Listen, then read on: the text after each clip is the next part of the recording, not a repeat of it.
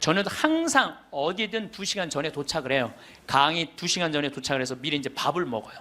근데 이제 밥 먹을 때는 이 옷에 튀면 안 되니까 항상 사복을 먼저 입어요. 사복을 입고 허름한 청국장 찌개집, 아침에 청국장 찌개집을 들어가서 찌개집을 딱 들어갔는데 아주 멋있게 생긴 노신사가, 머리가 하얀 노신사가 나를 딱 보더니 눈이 점점 커지는 거야. 그냥 나를 아는 거지. 나를 아는데 내가 또 근데 이제 로만 칼날 아내니까 진가민가 했나 봐요. 그렇다고 내가 가사 걷고 저는 황창현 신부입니다 이렇게 할 수가 있나? 그냥 아시는 걸로 끝나는 거죠. 그래서 앉아갖고 이제 그 노신사 먼저 밥이 나왔어요. 근데 밥을 독특하게 드시더라고. 밥이 나왔는데 밥 몇 숟갈을 한 몇 알을 떠더니 뚜껑에 딱 올려놓더니 잠깐 이러더니 밥을 먹기 시작하더라고. 독특하다. 저건 개신교법도 아닌데, 독특한 우리 천주교법도 아니고. 그래서 이제 나도 이제 밥이 나와갖고 이제 난 이제 성호를 이제 긋고 이제 밥을 먹으려고 이제 사복을 입었어도 성호를 딱 그니까 성호를 그니까 그때서 그 노신사가 이렇게 말하는 거예요. 혹시 황창현 신부님이시냐고? 그래서 나 황창현 신부 맞다고. 그랬더니 자기는 불자라는 거예요. 불자인데 신부님 행복 특강을 돈도 안 내고 너무 잘 본다는 거야. 어쩜 이렇게 젊은 신부가 모르는 게 없냐고.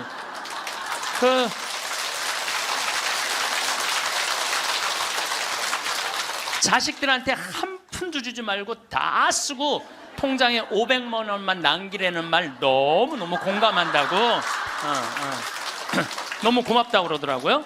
그래서 감사합니다. 그리고 이제 내가 그분이 불자라는 말을 들었을 때 밥을 왜 몇 알을 떠놓고 뚜껑에 올렸는지 알아요. 영혼밥 떠놓은 거예요. 영혼밥. 네, 아까 내가 사자밥 말씀드렸죠?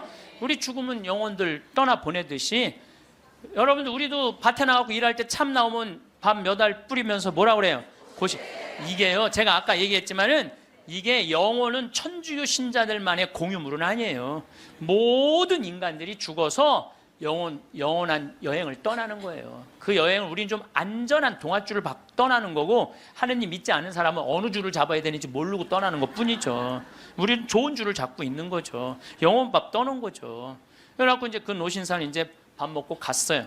나도 이제 밥을 다 먹고 계산을 하려고 그랬더니 그 노신 아주머니가 아까 그 노신사가 밥값을 내고 갔다는 거예요. 내가 그때 깨달은 진리가 하나 있어요. 우리 천주교 신자들이 밥 먹을 때 반드시 성호를 긋고 먹어야 돼.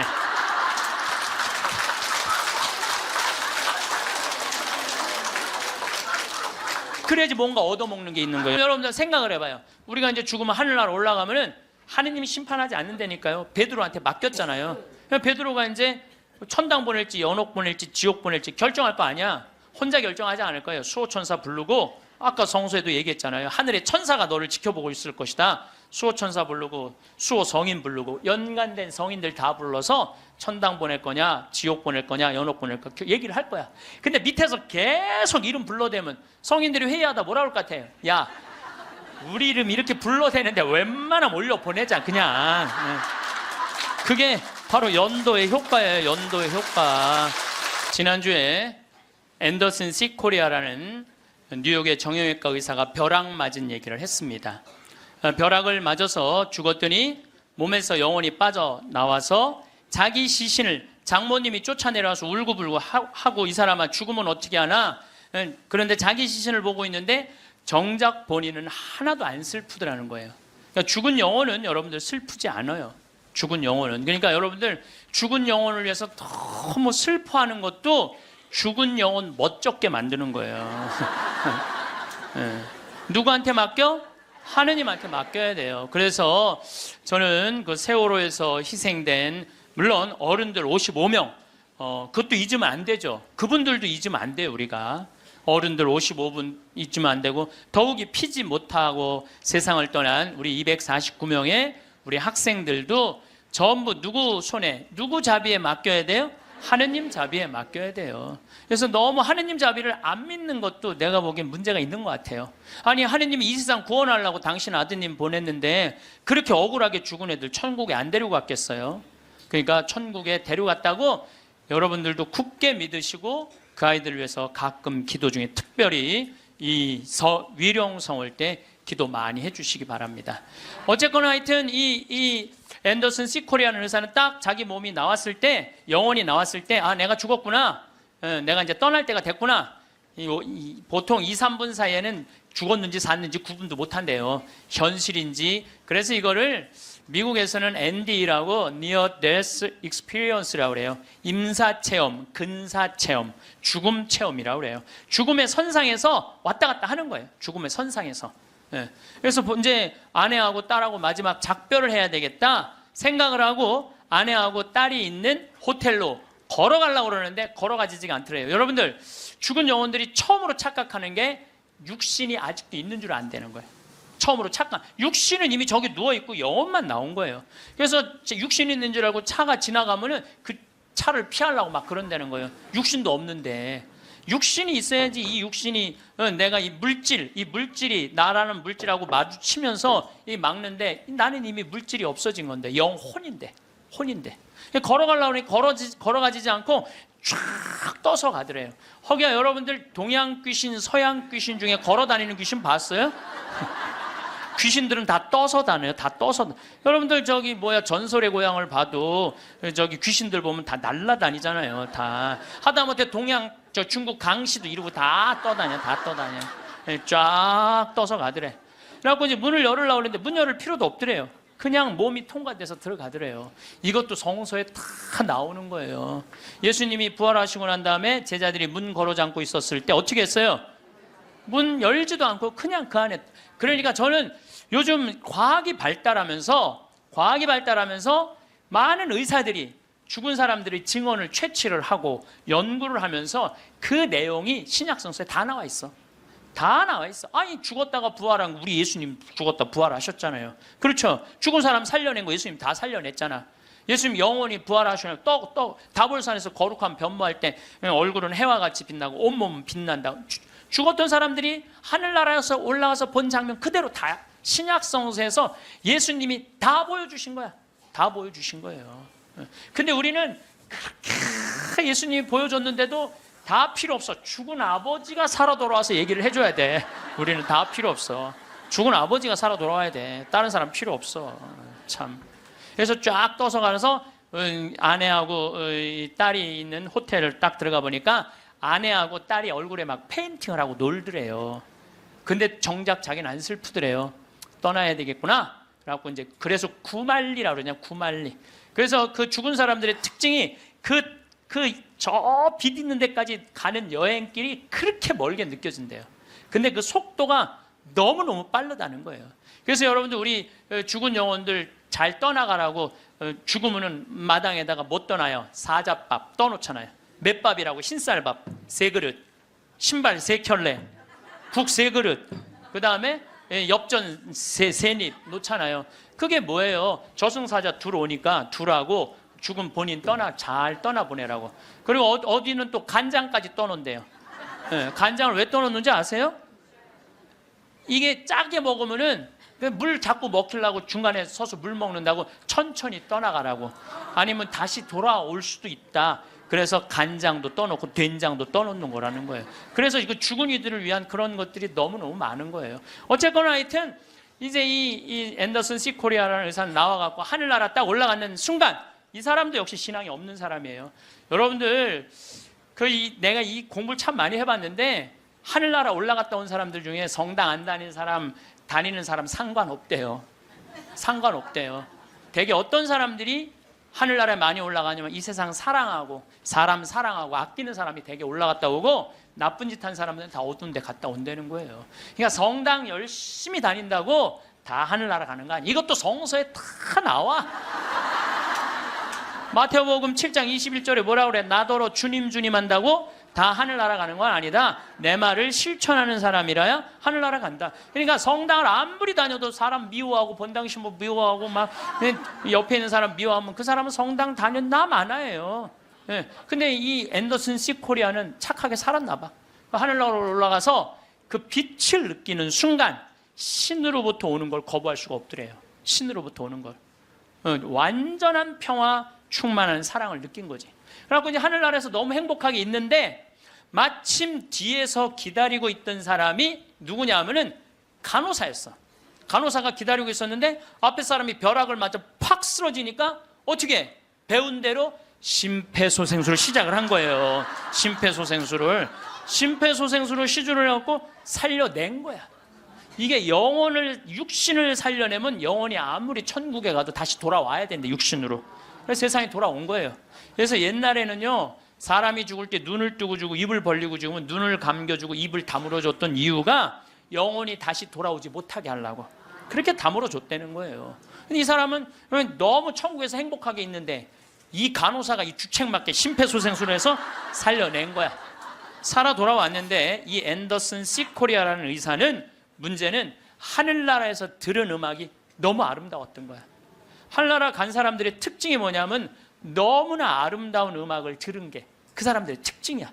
너무 아름다운 음악을 들어서 그걸 자기가 연주하고 싶은 거야. 그래서 이 사람은 94년부터요 박사학위가 2개야. 심리학 박사에 정형외과 박사인데 이 사람은 바이엘부터 피아노로 배워요. 배워서 2002년에 음반을 발표를 해요. 내가 유튜브를 통해서 그걸 들었는데 너무너무 연주를 잘하더라고요. 이 사람은 자기 죽었다가 아니 무슨 무당이 갔다 오거나 뭐 이런 사람이 갔다 오면 무당도 무시할 건 안 되죠. 여러분들 무당도 신 내림 받은 무당은요 무시하면 안 돼요. 강신무들은요 무당 무시하면 안 돼요. 그 사람들은 뭔가 있는 거예요. 그들의 세계가 있는 거야. 이게 그냥 옛날에는 뭐 우리 교회만 나와 이게 아니야. 이제는 이게 인간한테 있는 영적인 기운은요 그 상관없는 거예요.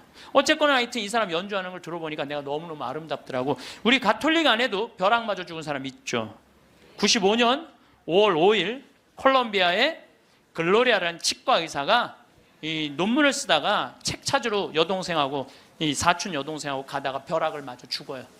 그 사촌 여동생은 그 자리에서 즉사예요. 항상 신앙이 열심히 해갖고 목에 목걸이를 하는데 글리 들어가고 심장을 완전히 그냥 강탈을 해버려요. 그 자리에 죽어버려요. 그리고 이 글로리아라는 의사는 벼락을 맞았을 때 어떤 일이 벌어지느냐면 간이 다 타요. 간이 다 타고 신장도 다 타요. 난소도 다 타버려요. 난소도 다 타버리고 이 젖꼭지로 번개가 나와요. 그래갖고 이 오른쪽 젖꼭지가 날아가버려요. 젖이. 그럼 완전히 다리도 다 타고 완전히 죽은 거죠. 근데 이 여동생이 그 병원에 또 의사였어. 의사들이 죽었다. 이거 산소호흡기 뛰자. 절대 못 뛰겠다. 난 우리 언니는 죽은 게 아니다. 이 사람은 이제 영혼이 이제 나가고 하늘나라 올라가갖고 천국, 연옥, 지옥 다 돌아다니는 거예요. 그리고 이 사람은 16살 때 낙태를 해요. 그러면서 하느님이 너 낙태한 거 그래 다 보여주는 거야. 그냥 자기가 살아생전에 자기는 막 맨날 그냥 미용하고 막 옷 엉덩이 뭐 이런 것만 신경 쓰던 여자예요. 성당도 열심히 다니긴 했지만은 그거보다는 세상 일에 더 많은 매력을 가졌던 여의사예요. 예쁘고 그 천국, 지옥, 연옥. 근데 이제 뭐 이 사람은 하늘나라에서 이제 여행을 다 하는데 이제 살았느니 죽었느니 그러는데 일주일이 지났을 때 시골에 농부 하나가 미사 참여를 할 때 얼마나 열심히 하냐면은 주머니에 10,000페소, 5,000페소가 있을 때 10,000페소는 하느님한테 봉헌하고 5,000페소로 빵을 사서 먹는 정말로 착한 사람이에요. 여러분들 주머니에 10만 원짜리하고 10,000원짜리 있으면 여러분들 얼마짜리 낼 것 같아요? 10,000원짜리? 저는 그렇게 생각하지 않아요. 여러분들은 어떻게 해서든지 1,000원짜리 찾아서 1,000원짜리 내지 무슨 10,000원짜리를 내. 우리 천주교 신자들이 무슨 10,000원짜리를 내요. 근데 이 시골 농부는 3년 전에 완전히 가뭄, 강도를 맞아서 그나마 키우던 닭까지 없던 사람이야. 아무것도 없는데 하느님한테 10,000페소 봉헌하고 5,000페소로 빵을 사요. 근데 저도 이번에 남미에 한 달 동안 강의 갔다 왔지만은 남미 사람들은요 빵을 다 신문지에 싸서 팔아요. 그리고 그 신문지를 싸서 빵을 펼치는데 신문지에 글로리아라는 의사 기사가 떠요. 그걸 보고 이 사람 그 자리에 무릎을 꿇어요. 하느님, 이 능력 있는 의사를 만약에 돌려보내신다면 내가 성모님 성지 순례를 갈 것이고 죽은 이들을 위한 기도를 열심히 하겠다고. 그걸 하느님이 들어요. 참 신기하죠? 그 사경을 헤매는 그 글로리아라는 의사한테 하느님이 하늘나라에서 이런 얘기를 해요. 내가 너를 살려 돌려보낼 것이다. 왜 돌려보내느냐 하면은 너의 공로가 아니다. 이 시골의 농부, 너무 나를 따르고 사랑하는 이 농부가 너를 위해 간절하게 기도했기 때문에 내가 너를 살려 돌려보내는 것이다. 돌아가서 이 하늘나라에서 본 것을 증언을 해라. 예, 그리고 살려 돌려보내요. 그래서 이 글로리아라는 의사는 살아 돌아와요. 그런데 일주일이 지나고 다리를 너무 피가 안 돌기 때문에 잘라야 된다고 그러는데, 이 사람은 살아 돌아와서 간도 재생이 되고 난소도 재생이 되고 신장도 재생이 되고 다리도 다 재생이 돼요. 그래갖고 애까지 또 낳아요. 정말 애를 하나 더 낳아요. 그리고 지금은 온 세계에 다니면서 자기가 벼락마저 죽고 난 다음에 살아 돌아와서 하늘나라 경험 얘기한 걸 다 얘기를 해주는 거예요. 여러분들, 우리 죽은 이들을 위해서 기도하는 거 우리 가톨릭 교회의 가장 아름다운 전통 중에 하나예요. 그걸 모든 성인의 통공을 믿는다고 그러죠. 우리가 천상, 지상, 연옥, 이게 서로 연결이 되는 거예요. 저는 이렇게 본당에 초상이 나면은 연도 바치러 꼭 갔어요. 연도를 바치러 딱 내가 이제 저녁 한 8시나 9시쯤 가면은 그 연도꾼들이 꽉 차 있으면 기분이 너무너무 좋아. 교우들이 연도 바치러 주러 왔을 때 너무너무 기분이 좋아. 왜냐하면 여러분들 연도 바칠 때 뭐라고 그래요? 성부, 성자, 성령, 이 영혼 구원하여 주소서. 성모님, 요셉 성인 이 영혼 구원하여 주소서. 모든 천사이들 이름 부르면서 이 영혼 구원하여 주소서. 베드로, 야고보, 요한, 안드레아, 베네딕토, 루시아, 아네스 이 영혼 구해달라고 계속 성인들 이름 부르면서 구원해달라고 그러잖아요. 그래서 여러분들 본당에서 세상 떠나는 교우들이 연도 났다 그러면은 시간 내서 꼭 가서 술을 먹으라는 것도 아니고 그냥 잔칫밥을 먹으라는 것도 아니에요. 그냥 여러분들 가서 연도 바쳐주는 거 최고의 선물이에요. 예. 제가 지난 봄에 우리 교구에 젊은 신부님 엄마가 돌아가셔서 61에.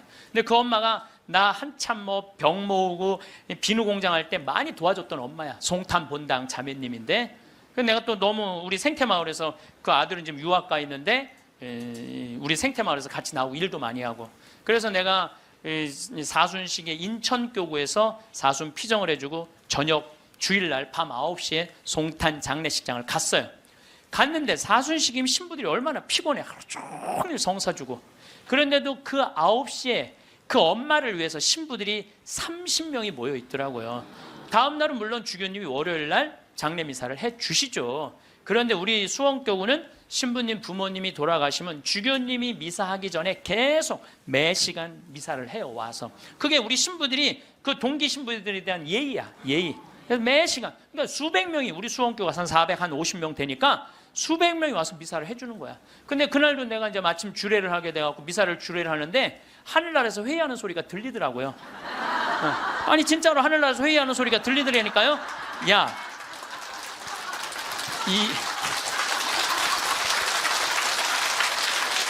이번 분은 대단한 분인가 보다. 이거 신부들이 수백 명이 이렇게 미사를 봉헌하니 이번 분은 그냥 묻지도 따지지도 말고 올려보내라. 그래서 우리 신부 엄마는 묻지도 따지지도 않고 천당 올라갔을 거예요, 분명히. 내가 지난달에도 우리 생태마을의 부관장 신부들하고 내가 또 신학교 보낸 신부들하고 여행을 같이 갔어. 단풍 여행을 갔어. 단양이라는 곳을 갔는데 전심에 이제 신부들 꽤 많았죠. 능이버섯 찌개를 시켰어요. 우리들 많이 시켰어요. 그래서 이제 다 나왔고, 야 우리 기도하고 먹자 그랬고 성호를 딱 끊는데 저쪽에서 아저씨 하나가 오더니 황 신부님이 있냐고 그러더라고요. 그렇다고 그러니까 자기 성당 안 다니는데 신부님 강의 너무 재밌게 보고 있다고, 밥값은 내가 내겠다. 그래서 이 성호 걷는 게 진짜 중요해. 성호 걷는 게.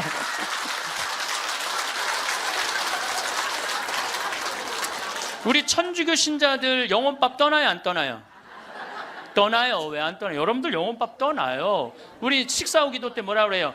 전능하신 하나님 베풀어 주신 모든 은혜 감사드리나이다. 주님의 이름은 찬미를 받으소서, 이제와 영원히 받으소서. 세상을 떠난 모든 교우들이 천재자비하심으로 평화의 은식을 얻게 하소서. 이게 영어 기도문에 없어요. 내가 영어로 식사 전후 기도 하거든요. 없어요. 영어. 한국에만 있는 기도문이에요. 영혼들을 위한 기도. 참 좋은 기도문이에요. 그러니까 이게 연옥 영혼들이요, 다른 나라 사람들 천주교 신자들 밥 먹을 땐 쳐다도 안 봐. 근데 누구 밥 먹을 때만 기다려? 한국 천주교 신자들 밥 먹을 때만 기다리고 있는 거예요. 그 영혼밥 한번 얻어 먹어보려고. 근데 우리 천주교 신자들이 얼마나 못됐는 줄 알아요? 식사 전 기도는 해 그나마. 근데 식사 후 기도하는 신자가 거의 없어요. 그냥 일어나는 거야. 얼마나 영혼에서 황당하겠어요. 연옥에서. 여러분들 이제 식사 후 기도하세요. 꼭 하세요.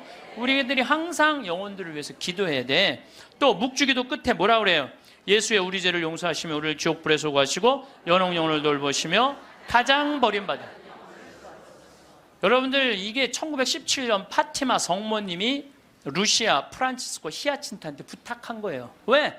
연옥 영혼들이 너무 불쌍한 영혼들이 많으니까 너희들 기도해라고.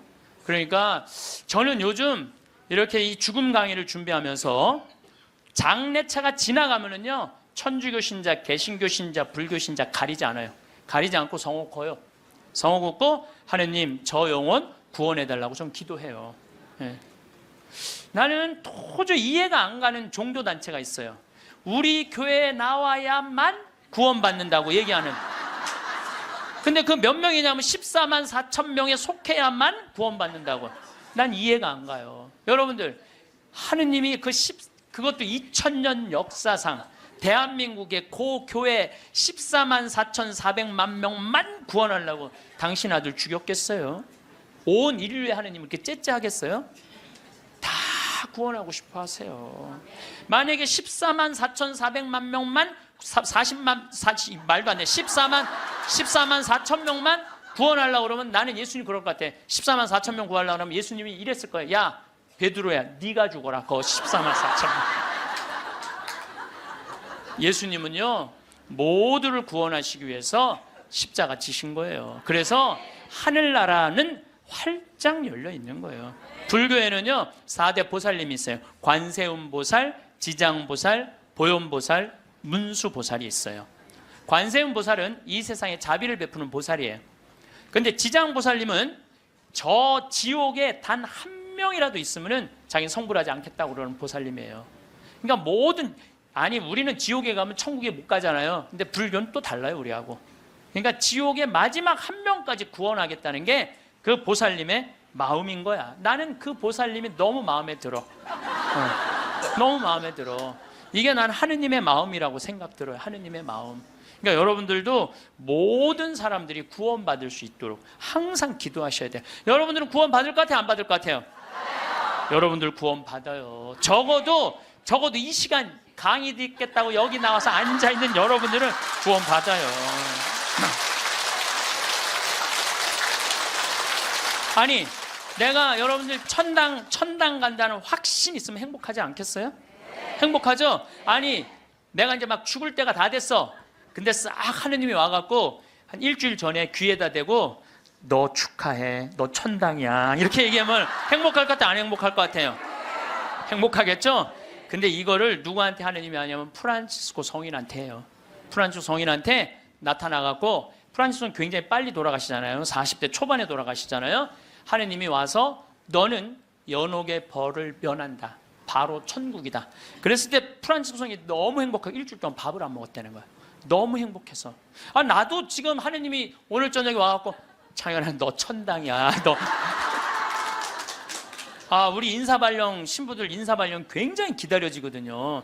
저야 평창에 있으니까 인사발령이 별로 없으니까. 그래도 신부들 인사발령 굉장히 기다려져. 그래 인사발령 때 가고 싶은데 너 거기야 라고 얘기하면 신부들이 얼마나 좋겠어요.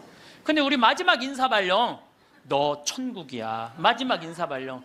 근데 마지막 인사발령이 너 지옥이야. 그러면 어떻게 될 것 같아? 어떻게 될 것 같아? 가슴이 철렁하죠. 여러분들은 구원 받으세요. 예수님은요 마테오복음에 지옥 얘기 그렇게 많이 안 하세요. 마테오복음에 천국 얘기는 37번 하고 지옥 얘기는 13번밖에 안 해요. 다른 복음에는 아예 지옥이 거의 없어요. 지옥이 거의 없어요. 많이 나와요. 한두 번밖에 안 돼요. 그리고 나머진 한번 오늘 저녁에 집에 가서 성서 읽어보세요. 여러분들 눈이 확 뜨일 거야. 끊임없이 하늘나라 얘기를 해요. 끊임없이 기쁜 소식 얘기를 해요.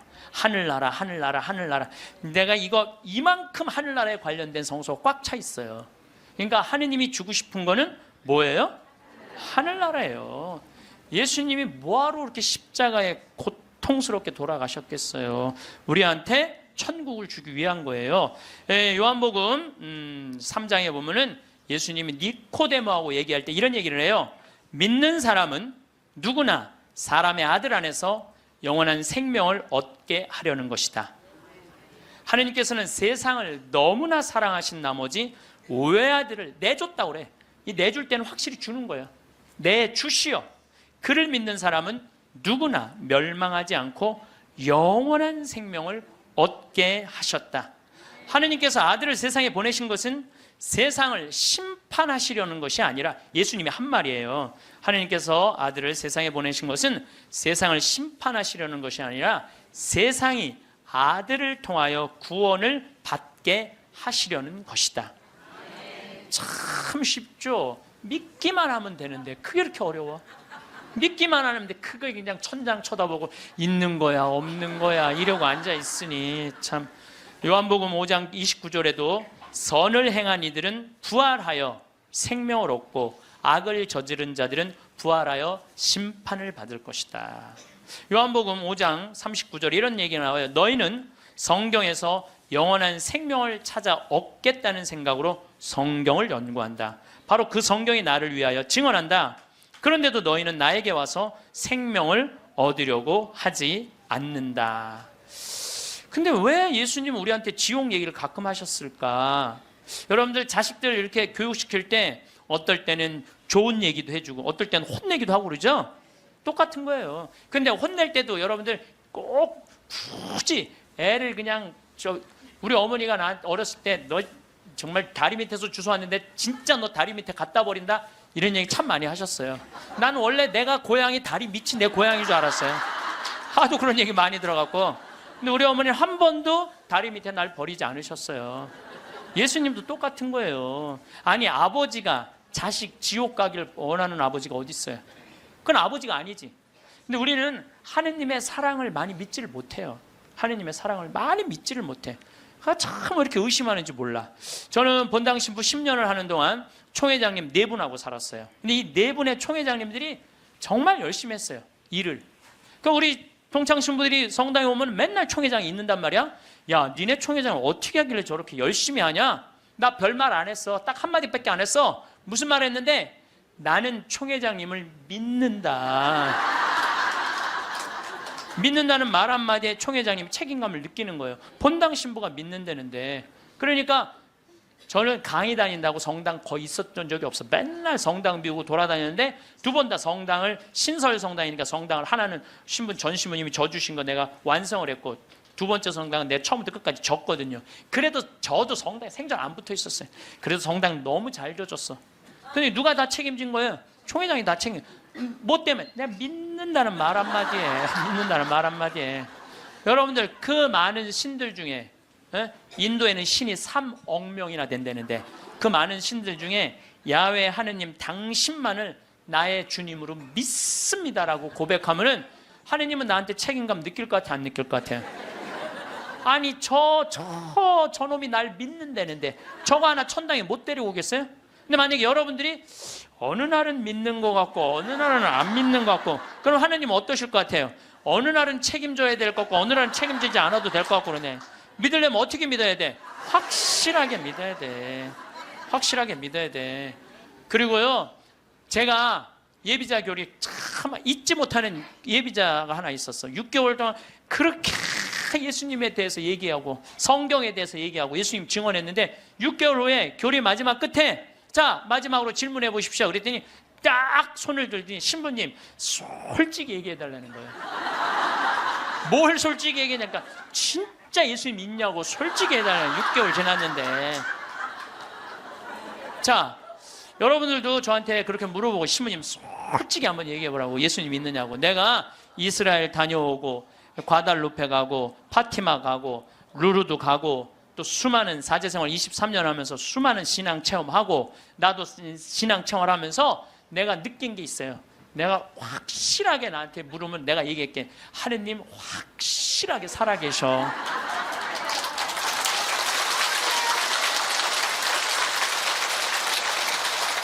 그런데 문제는 내 영혼의 상태 때문에 하느님을 느끼지 못하는 거예요.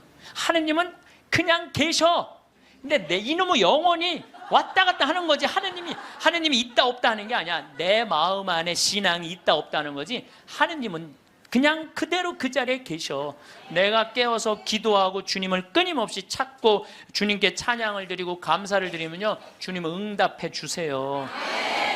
근데 혼자 그냥 방구석에 갖고 있는 거야 없는 거야 이러면은요, 아무리 대답해 주고 싶어도 방구석에서 나와야지. 근데 여기 지금 나와 있는 분들은 대답을 듣잖아요. 마태복음 25장에 슬기로운 처녀, 미련한 처녀 얘기가 나와요. 슬기로운 처녀 등잔에는 기름이 많았고 미련한 처녀 등잔에는 기름이 하나도 없었어. 미련한 처녀들은 어떤 처녀들이 미련한 처녀들이냐면 맨날 의심하고 성당도 안 나오고 가난한 사람도 안 도와주고 그냥 이러고 있는 처녀들이 미련한 처녀들이에요. 슬기로운 처녀들은 어떤 처녀들이야? 명동에서 피정 있다 그러면 아침부터 와서 앉아있고, 그래서 이 처녀들이요,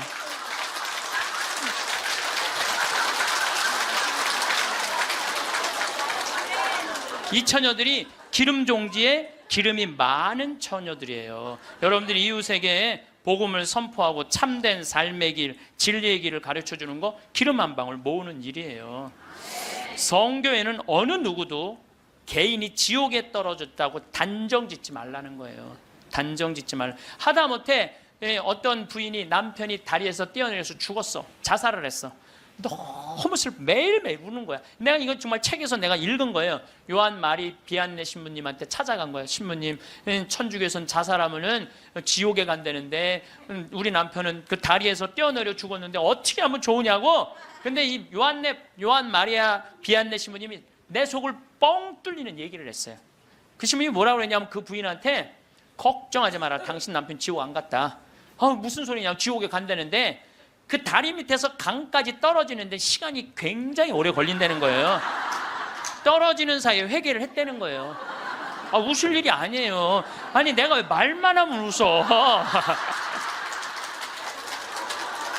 실질적으로 그 순간에 회개할 수 있다는 거예요. 그리고 당신 남편은 그 순간 떨어지면서 회개를 했기 때문에 지금 연옥에서 지금 훈련을 받고 있으니까 걱정하지 말라고. 연옥골이 끝나면 천국에 올라가니까.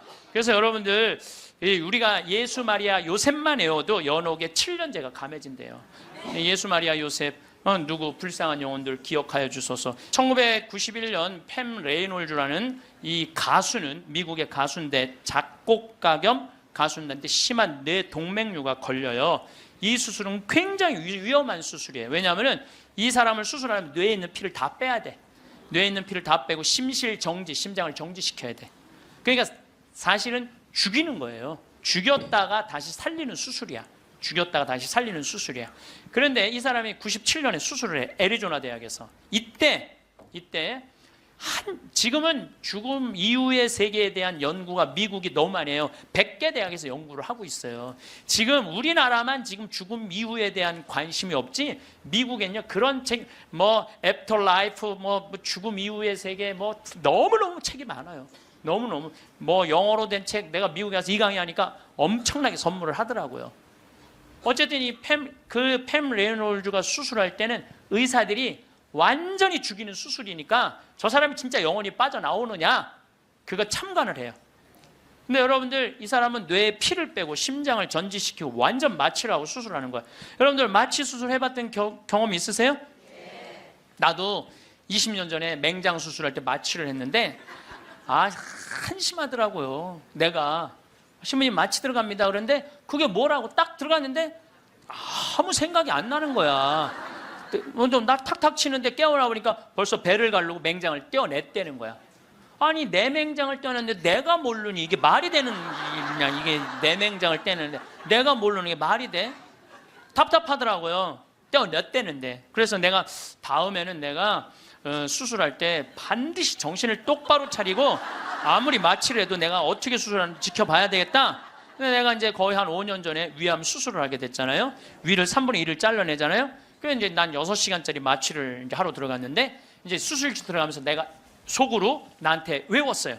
정신 똑바로 차려야지. 그래서 수술실 들어가고 신부님 마취 들어갑니다. 그럴 때 딱 씌울 때 정신 똑 그걸로 끝이야. 정신 똑 그걸로 끝이야. 깨어나 보니까 배를 가르고 위를 3분의 1을 잘라냈다. 이번에도 그냥 당한 거지 그냥.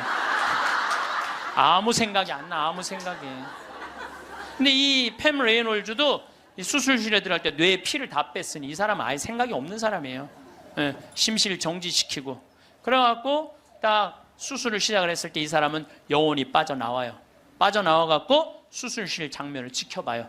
의사가 간호사한테 지시하는 거, 수술 도구 전해주는 거, 그리고 자기 머리를 자르는 수술 도구를 봐요. 자기 머리 자르는 걸 봐요. 쫙 자르고, 내가 이제 죽었구나.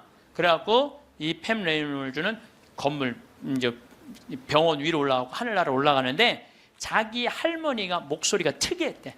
하늘나라에서 막 부르더래요. 오라고. 하늘나라 올라가 보니까 자기 할머니가 있고 죽은 형제 친척들이 쫙 있더래요. 너무 아름다운 모습으로 빛을 내고. 그러니까 죽은 사람들 거의 공통적인 의견이에요. 근데 자기 기타를 가르쳐준 외삼촌이 넌 아직 키워야 되는 애도 있으니까 넌 가야 된다고. 난 가기 싫다. 이거 너무 좋다. 가라. 가기 싫다. 그러면서 실갱이를 하는데 삼촌이 확 미는데 수술이 끝난 거예요. 깬 거죠. 살아 돌아온 거죠. 근데 이 사람은 놀랍게도 참관한 의사들한테 의사들 배치를 다 얘기를 해줘요.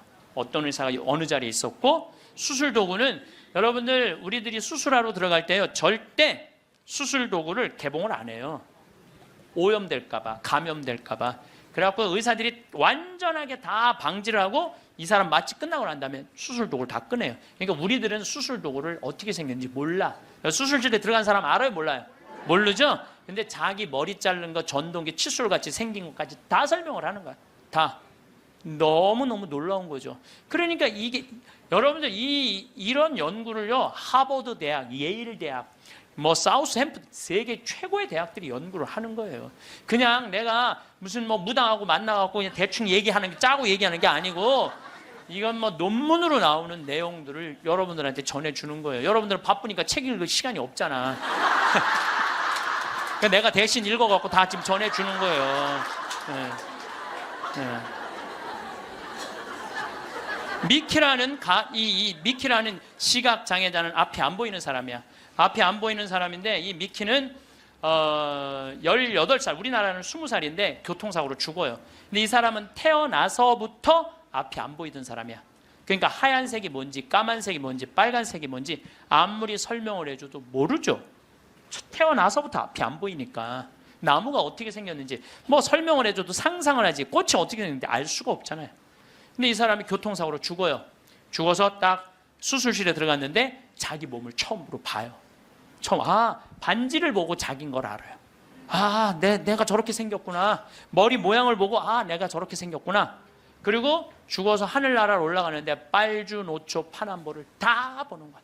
너무 아름다운 빨주노초, 온갖 아름다운 꽃, 새, 나무를 보는 거예요. 그러고 하늘나라에서 너무너무 행복하게 있는데 수술해서 살려낸 거야. 육신을 살려내면 돌아와야 된다고 그랬잖아요. 돌아온 거예요. 돌아왔는데도 이 사람은 어떤 거야? 역시 앞이 안 보이는 거죠. 역시 앞이 안 보이는. 근데 역시 앞이 안 보이는데도 이 사람은 모든 색깔을 너무 정확하게 설명을 하는 거예요. 모든 색깔. 나무는 어떻게 생겼고 꽃은 어떻게 생겼고. 이 미키라는 사람도 굉장히 중요한 연구 대상자가 돼요.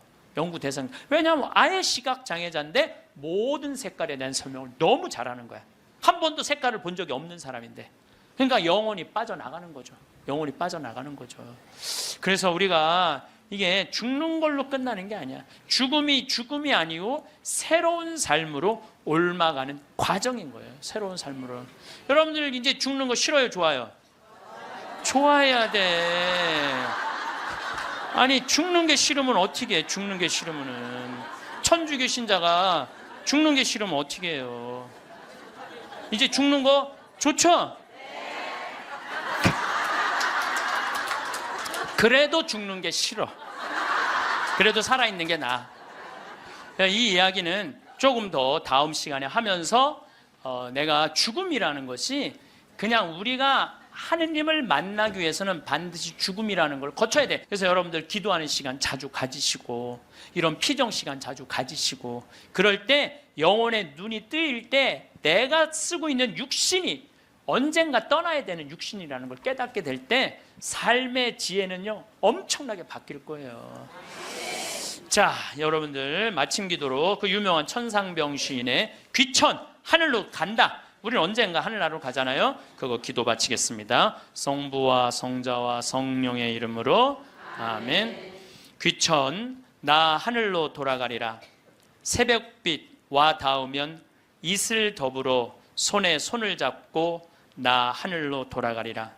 노을빛 함께 단둘이서 길슬개서 놀다가 구름 손짓 하면은 나 하늘로 돌아가리라.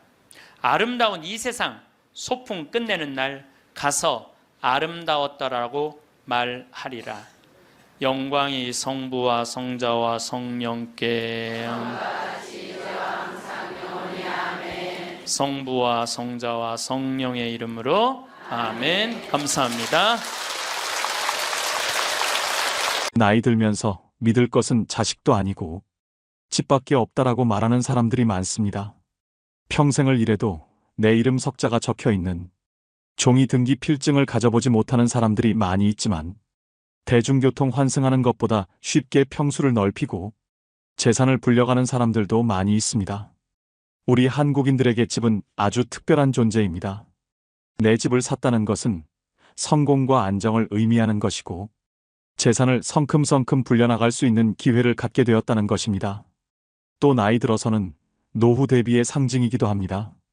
하지만 고도 성장기를 빠져나와 저출산에 허덕이는 대한민국에서는 부동산 불패 신화가 계속 이어지지 않을 수도 있다는 전망이 속속 나오고 있습니다. 노후에 집을 옮기면서 인생 후반전을 시작했다가 잘못된 선택 때문에 오도 가도 못하는 신세로 전락하는 경우를 주변에서 흔히 볼 수 있습니다. 그 과정에 당연히 집값은 하락했지만 올라가도 시원치 않은 판국에 집값이 떨어졌으니 이만저만 큰일이 아닙니다. 가진 거라고는 집 한 채가 전부인데 가치가 뚝뚝 떨어졌다는 것은 노후 준비가 기반부터 흔들리게 된다는 것입니다. 청춘을 바쳐가며 평생을 열심히 일해서 남은 거라고는 이제 집 한 채뿐인데 노후에 살 집은 어떻게 해야 할까요? 그래서 오늘은 나이 들어서 노후에는 어떤 집에서 거주하는 것이 제일 현명한 선택인지 함께 고민해 보겠습니다. 노후에는 절대 눈길조차 주면 안 되는 그런 집이 있습니다. 노후에 집을 구할 때 이건 정말 아닌데 라고 생각하는 것은 나이가 들어서 무리한 대출을 받으면서까지 평수를 넓혀가는 사람들입니다. 가진 여유자금을 꼬박꼬박 은행이자로 납부하면서 넓은 평수에 살아야 되는 이유가 있을까요? 노후에 월급이나 수입이 정기적으로 들어온다고 해도 대출 금리가 비싸서 가게에 큰 부담이 됩니다. 본인이 100% 보유하고 있는 자금으로 평수를 넓힌다고 해도 노후에 평수를 넓히는 것은 다시 생각해 보시라고 말씀드리고 싶습니다. 이렇게 평수를 넓혀서 이사를 하시는 분들은 대부분 자식이 결혼하고 아들, 딸, 손자들이 오면 집이 넓어야 되지 않을까 생각한다고 합니다. 그리고 결혼하기 전에는 사던 보기에 작은 집이 민망해서 이사를 결심한다는 분들도 많습니다. 제대로 된 사돈이라는 평수 가지고 따지고 들 일도 없을 테지요. 요즘 자식들은 명절 때 오랜만에 집에 와도 자고 가지 않는 경우가 많습니다. 부모 집에서 자고 가는 자식들도 물론 있겠지만 요즘에는 자식들도 부모 집보다는 가까운 숙박시설에서 자는 게 편하다며 아침에 와서 제사 지내고 본인 집으로 가거나 여행을 떠나는 경우가 많다고 합니다. 시대가 많이 변했습니다. 자식이 자고 갈까봐 빚까지 내서 노후에 넓은 평수로 이사 가야 된다는 생각은 다시 고민해 보시길 바랍니다. 가진 것은 집 한 채가 전부이고 가진 돈을 탈탈 털어서 부동산 바람 따라 투자한 뒤에 하루하루 뚝뚝 떨어지는 아파트 값에 가슴이 새카맣게 타는 노후를 보내는 분들이 많습니다. 남의 집 얘기가 아닙니다. 이러한 실수를 하지 않기 위해 꼭 아셔야 될 것이 있습니다. 노후에 새로운 집을 선택할 때 반드시 고려하셔야 할 6가지를 소개해 드리겠습니다. 첫 번째는 최소 10평 미만 집은 피해라입니다. 실제로 60대 이후에는 자녀들을 모두 출가시키고 부부 또는 혼자 사는 시니어들이 많습니다. 이때 무조건 작은 집으로 가야겠다는 생각에 10평 미만 집을 선택하는 경우도 있는데요. 보통 정부에서 지원하는 실버 임대주택의 경우에도 10평 정도가 많고 오피스텔의 경우에도 평이 채 안 되는 곳이 많습니다. 하지만 나이가 들면 너무 좁은 집에는 살 수 없습니다. 여기서 좁은 집이라고 하는 것은 10평 미만을 이야기하는 것인데요. 10평이라 것이 사람이 자기가 원하는 물건을 놓고 정신적 안정감을 추구하기에 최소 조건이며 흔히 말하는 복지적 공간이라고 합니다.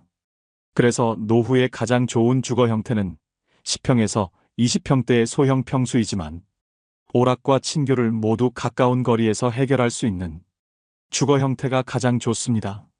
작은 집이라 해도 부부 각자가 방을 하나 쓸 수 있어야 합니다. 질 좋은 수면이 노화 방지의 최고의 명약이기 때문입니다. 곁에서 들리는 코 고는 소리로 수면의 질을 떨어뜨리면 안 됩니다. 부부라도 혼자만의 시간을 원할 때 혼자 있을 수 있는 것도 스트레스를 줄이는 지름길입니다. 두 번째는 복지관 근처로 가라입니다. 우리나라의 집은 학군에 따라서 집값이 결정되는 데 반해 초고령 사회인 일본은 복지관 근처 집값이 굉장히 비싸다고 합니다. 복지관 근처에서 많은 노인들이 좋은 서비스를 받기 때문에 복지관 근처에 좋은 집이 많고 집값도 비싸다고 하는데요. 나는 아직 복지관 다닐 나이는 아니야 라고 생각하시는 분들이 계실지 모르겠습니다. 오랜 직장 생활을 끝낸 은퇴 이후에는 비교적 시간 여유가 늘어나 무료함을 느끼기 쉽습니다.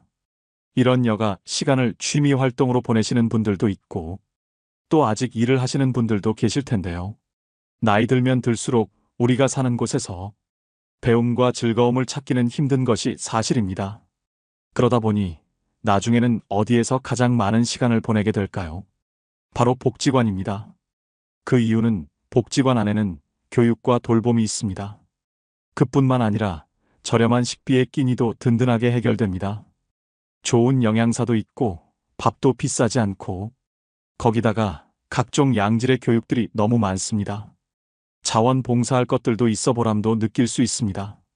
시설도 굉장히 좋으면서 국가가 끊임없이 지원을 하고 관리하며 전문가가 수시로 와서 교육도 해줍니다. 나이 들어 이런 집결된 서비스를 받을 수 있는 곳은 복지관 말고는 찾기 힘듭니다. 물론 돈이 많은 분들은 어디서 배우든 어디서 먹든 부족함이 없겠지만 우리는 그럴 돈이 없습니다. 특히 요즘같이 물가가 높을 때는 문 밖을 나가기가 무서울 정도입니다.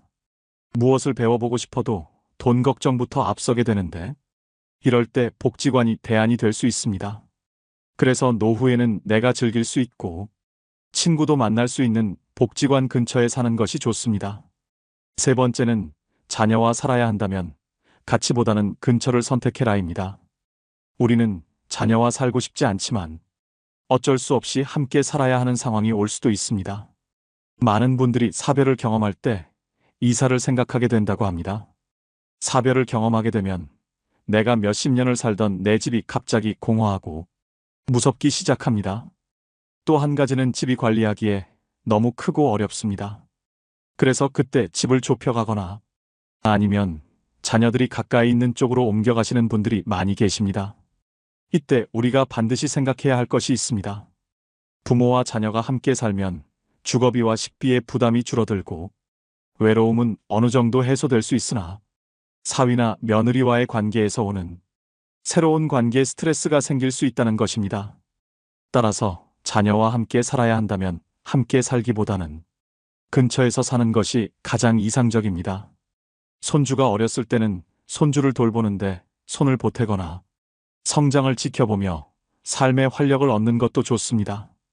이렇게 자녀와는 적절한 거리를 유지하는 방법이 노후 생활에서 스트레스를 최대한 줄이면서 현명하게 지내는 방법입니다.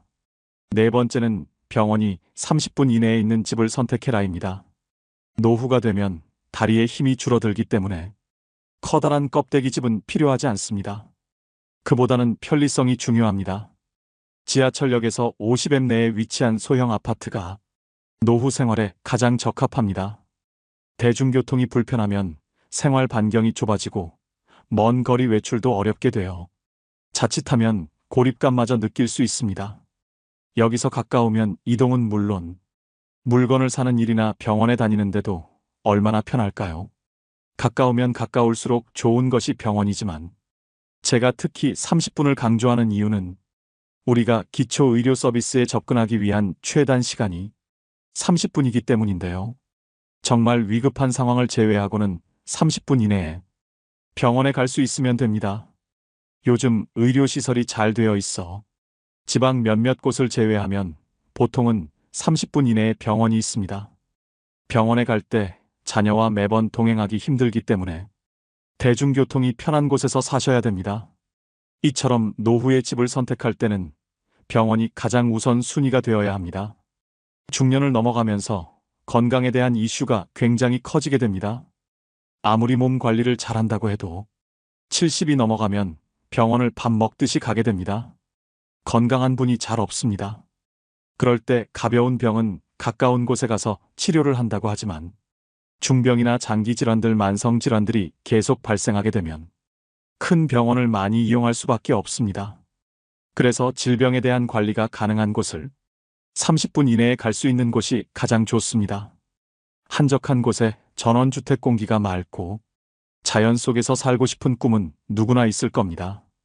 더구나 번잡한 도시에서 바쁘게 종종거리며 평생을 살아왔기에 은퇴 후에 한적한 자연 속에서의 생활을 계획하는 분들이 많이 계십니다. 하지만 나이 들수록 대형 병원과 가깝고 배울 수 있고 운동할 수 있고 여럿이 함께 취미 생활을 즐길 수 있는 문화센터와 도서관, 그리고 쉽게 쇼핑할 수 있는 곳들이 많은 그런 곳에 사는 것이 최고입니다. 초고령 사회인 일본이 고독사로 골머리를 앓고 있지만 한 아파트 단지는 지난 12년 동안 고독사가 한 건도 발생하지 않아서 대안으로 주목받고 있습니다. 4천여 명이 거주하고 있는 이 조그만 아파트 단지에는 꽃꽂이, 서예 등 주민 스스로 만든 소모임이 180여 개에 이르고, 그래서 이 아파트 단지에는 1년 내내 각종 행사가 끊이질 않습니다. 아파트 관리도 주민 스스로 맡아서 하는데 이는 거주하는 노년층의 수입이 되기도 합니다. 또 단지는 인적 네트워크를 촘촘히 구성해서 서로의 일상을 챙겨줍니다. 이 사례로 얻을 수 있는 교훈은 어쩌면 나이 들어서는 주변 사람들과 교류하며 서로를 챙겨줄 수 있는 곳에 살아야 한다는 것입니다. 덩그러니 한적한 전원주택은 더욱 신중해야 할 일입니다. 그럼에도 불구하고 한적한 전원 생활을 꼭 해보고 싶으시다면 전원주택을 짓거나 구매하지 마시고 월세 내며 먼저 살아보시기를 추천드립니다. 다른 노후 전문가들도 그렇게 얘기합니다. 땅이나 집에 큰 돈 묶이지 않은 채로 해보고 싶은 전원 생활을 해보다가 다시 도시 생활이 그립고 필요할 때 인프라가 갖춰진 도시로 돌아오시면 된다고 말이죠. 5번째는 근처에 공원이나 산책로가 있는 집을 선택해라입니다. 65세 이상 시니어들이 스포츠나 산책 등에 참여하는 야외 활동 참여가 점차 증가하는 추세입니다. 즉 노년기에는 늘어난 시간적 여유를 이용하여 산책이나 가볍게 운동을 할 수 있는 공원 또는 산책로가 주변에 있는 주거 환경이 좋은데요. 노년기가 되면 활동성이 떨어지고 야외 활동을 적게 하게 됩니다. 하지만 나이가 들수록 적당한 야외 활동을 하여 신체 활력을 증진해야 하는데요. 산책로 인근 주거지는 일단 풍부한 녹지를 바탕으로 주거 쾌적성이 매우 뛰어나고 또 사계절의 정취를 느끼기에도 부족함이 없는데요. 동네 주변의 산책은 신선한 공기, 자연의 아름다움을 느낄 수 있어 심혈관 건강 증진뿐만 아니라 노인 우울증 예방에도 아주 좋습니다. 이처럼 집 가까이에서 산책을 즐기게 됨으로써 몸에 해로운 좌식 생활을 자연스럽게 줄일 수 있게 됩니다. 6번째는 노후용 집은 따로 있다입니다. 우리가 집을 소유하고 있으면 재산세 관리비 같은 여러 가지 유지 비용이 발생하게 됩니다. 20대, 30대의 신혼 시절에 산 집이라면 30년 이상이 지난 건물이 되는데요. 여기서 반드시 한 가지 확인해 두셔야 할 부분이 있습니다. 바로 노후에 내가 이 집을 매매한다면 얼마나 받을 수 있는지 금액을 미리 파악해 두는 것입니다. 내가 거동이 불편해져 돌봄 시설이나 병원에 가야 할 때 그 비용을 집을 판 돈으로 충당할 가능성이 크기 때문입니다. 내가 가지고 있는 금융 자산이 적으면 자택 매매를 고려하지 않을 수 없게 됩니다. 나이 들어 갑자기 닥칠 수 있는 상황들을 대비하는 것이죠. 그리고 현재 사는 집이 너무 오래되었거나 나에게 너무 크고 관리하기 어렵다면 노후용 집으로 이사하는 것을 권하고 싶습니다. 노후가 되면 다리에 힘이 줄어들기 때문에 너무 크고 넓은 집은 집만 될 뿐입니다. 노후용 집은 평수가 너무 넓지 않아야 합니다. 자녀들이 모두 독립해 나갈 시기가 되면 부모들은 집을 줄여나가야 할 준비를 해야 합니다. 이제 부부 2명만 덩그러니 남았으니 쓸데없이 큰 집에 살 필요가 없어졌기 때문입니다. 하지만 반대로 결정하시는 분들이 많이 계십니다. 곧 사위나 며느리도 생길 것이고 사돈 보기도 그렇고 또 손자 손녀들이 생기게 되면 지금 사는 집은 비좁다 하는 생각에 넓은 평수로 옮기고 싶어 합니다. 하지만 넓은 평수 아파트는 크나큰 실수가 될 수 있습니다. 젊고 아이들과 있을 때는 크고 넓은 집이 좋지만 혼자 혹은 둘일 때는 청소도 힘들 뿐 아니라 잡동사니가 쌓이기 때문에 작은 집이 좋습니다. 특히 노년이 되면 사는 집을 줄여서라도 현금성 자산을 늘려야 하는데 큰 평수에 살면 노후 자금으로 챙겨둔 여유돈마저도 집에 더 투자하게 될 확률이 높으니 경제적으로 여유가 없어지기 때문입니다. 또한 평수 넓은 아파트는 향후에 팔지 못할 수도 있습니다. 지난주에 앤더슨 시 코리아라는 뉴욕의 정형외과 의사가 벼락 맞은 얘기를 했습니다. 벼락을 맞아서 죽었더니 몸에서 영혼이 빠져나와서 자기 시신을 장모님이 쫓아내려와서 울고불고 하고 이 사람아 죽으면 어떻게 하나? 그런데 자기 시신을 보고 있는데 정작 본인은 하나도 안 슬프더라는 거예요. 그러니까 죽은 영혼은 여러분들 슬프지 않아요. 죽은 영혼은. 그러니까 여러분들 죽은 영혼을 위해서 너무 슬퍼하는 것도 죽은 영혼 멋쩍게 만드는 거예요. 누구한테 맡겨? 하느님한테 맡겨야 돼요. 그래서 저는 그 세월호에서 희생된 물론 어른들 55명 그것도 잊으면 안 되죠. 그분들도 잊으면 안 돼요. 우리가 어른들 55분 잊으면 안 되고 더욱이 피지 못하고 세상을 떠난 우리 249명의 우리 학생들도 전부 누구 손에 누구 자비에 맡겨야 돼요? 하느님 자비에 맡겨야 돼요. 그래서 너무 하느님 자비를 안 믿는 것도 내가 보기엔 문제가 있는 것 같아요. 아니 하느님이 이 세상 구원하려고 당신 아드님 보냈는데 그렇게 억울하게 죽은 애들 천국에 안 데리고 갔겠어요? 그러니까 천국에 데려갔다고 여러분들도 굳게 믿으시고 그 아이들을 위해서 가끔 기도 중에 특별히 이 위령성을 때 기도 많이 해주시기 바랍니다.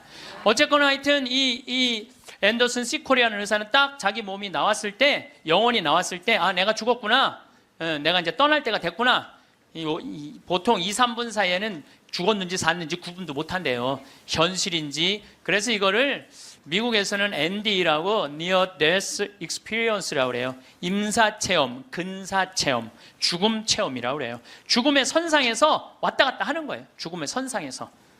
그래서 이제 아내하고 딸하고 마지막 작별을 해야 되겠다 생각을 하고 아내하고 딸이 있는 호텔로 걸어가려고 그러는데 걸어가지지가 않더래요. 여러분들 죽은 영혼들이 처음으로 착각하는 게 육신이 아직도 있는 줄 안 되는 거예요. 처음으로 착각. 육신은 이미 저기 누워있고 영혼만 나온 거예요. 그래서 육신이 있는 줄 알고 차가 지나가면은 그 차를 피하려고 막 그런다는 거예요. 육신도 없는데. 육신이 있어야지 이 육신이 내가 이 물질이 나라는 물질하고 마주치면서 이 막는데 나는 이미 물질이 없어진 건데 영혼인데 걸어가려고 하니 걸어가지지 않고 쫙 떠서 가더래요. 허기야 여러분들 동양 귀신 서양 귀신 중에 걸어다니는 귀신 봤어요? 귀신들은 다 떠서 다녀요. 다 떠서. 여러분들 저기 전설의 고향을 봐도 저기 귀신들 보면 다 날라다니잖아요. 다 하다못해 중국 강시도 이러고 다 떠다녀. 쫙 떠서 가더래. 그래갖고 이제 문을 열으려고 그랬는데 문 열을 필요도 없더래요. 그냥 몸이 통과돼서 들어가더래요. 이것도 성서에 다 나오는 거예요. 예수님이 부활하시고 난 다음에 제자들이 문 걸어 잠고 있었을 때 어떻게 했어요? 문 열지도 않고 그냥 그 안에. 그러니까 저는 요즘 과학이 발달하면서 많은 의사들이 죽은 사람들의 증언을 채취를 하고 연구를 하면서 그 내용이 신약 성서에 다 나와 있어. 아니 죽었다가 부활한 우리 예수님 죽었다 부활하셨잖아요. 그렇죠. 죽은 사람 살려낸 거 예수님 다 살려냈잖아. 예수님 영원히 부활하시면 다볼산에서 거룩한 변모할 때 얼굴은 해와 같이 빛나고 온몸은 빛난다. 죽었던 사람들이 하늘나라에서 올라와서 본 장면 그대로 다 신약 성서에서 예수님이 다 보여주신 거야. 다 보여주신 거예요. 근데 우리는 그렇게 예수님이 보여줬는데도 다 필요 없어. 죽은 아버지가 살아 돌아와서 얘기를 해줘야 돼. 우리는 다 필요 없어. 죽은 아버지가 살아 돌아와야 돼. 다른 사람 필요 없어. 참. 그래서 쫙 떠서 가서 아내하고 딸이 있는 호텔을 딱 들어가 보니까 아내하고 딸이 얼굴에 막 페인팅을 하고 놀더래요. 근데 정작 자기는 안 슬프더래요. 떠나야 되겠구나. 그래갖고 이제 그래서 구말리라고 그러냐, 구말리. 그래서 그 죽은 사람들의 특징이 저 빛 있는 데까지 가는 여행길이 그렇게 멀게 느껴진대요. 근데 그 속도가 너무너무 빠르다는 거예요. 그래서 여러분들 우리 죽은 영혼들 잘 떠나가라고 죽으면은 마당에다가 못 떠나요. 사자밥 떠놓잖아요. 맷밥이라고 흰쌀밥 3그릇, 신발 3켤레, 국 3그릇, 그 다음에 엽전 3입 놓잖아요. 그게 뭐예요? 저승사자 둘 오니까 둘하고 죽은 본인 잘 떠나보내라고. 그리고 어디는 또 간장까지 떠놓는데요. 간장을 왜 떠놓는지 아세요? 이게 짜게 먹으면은 물 자꾸 먹히려고 중간에 서서 물 먹는다고 천천히 떠나가라고. 아니면 다시 돌아올 수도 있다. 그래서 간장도 떠놓고 된장도 떠놓는 거라는 거예요. 그래서 이거 죽은 이들을 위한 그런 것들이 너무너무 많은 거예요. 어쨌거나 하여튼 이제 이 앤더슨 C 코리아라는 의사는 나와갖고 하늘나라 딱 올라가는 순간 이 사람도 역시 신앙이 없는 사람이에요. 여러분들 내가 이 공부를 참 많이 해봤는데 하늘나라 올라갔다 온 사람들 중에 성당 안 다니는 사람 상관없대요.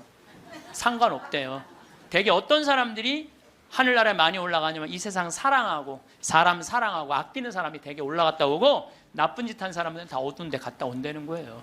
그러니까 성당 열심히 다닌다고 다 하늘나라 가는 거 아니에요. 이것도 성서에 다 나와. 마태복음 7장 21절에 뭐라 그래? 나더러 주님 주님 한다고 다 하늘나라 가는 건 아니다. 내 말을 실천하는 사람이라야 하늘나라 간다. 그러니까 성당을 아무리 다녀도 사람 미워하고 본당 신부 미워하고 막 옆에 있는 사람 미워하면 그 사람은 성당 다녔나 마나예요. 근데 이 앤더슨 C 코리아는 착하게 살았나 봐. 하늘나라로 올라가서 그 빛을 느끼는 순간 신으로부터 오는 걸 거부할 수가 없더래요. 신으로부터 오는 걸. 완전한 평화 충만한 사랑을 느낀 거지.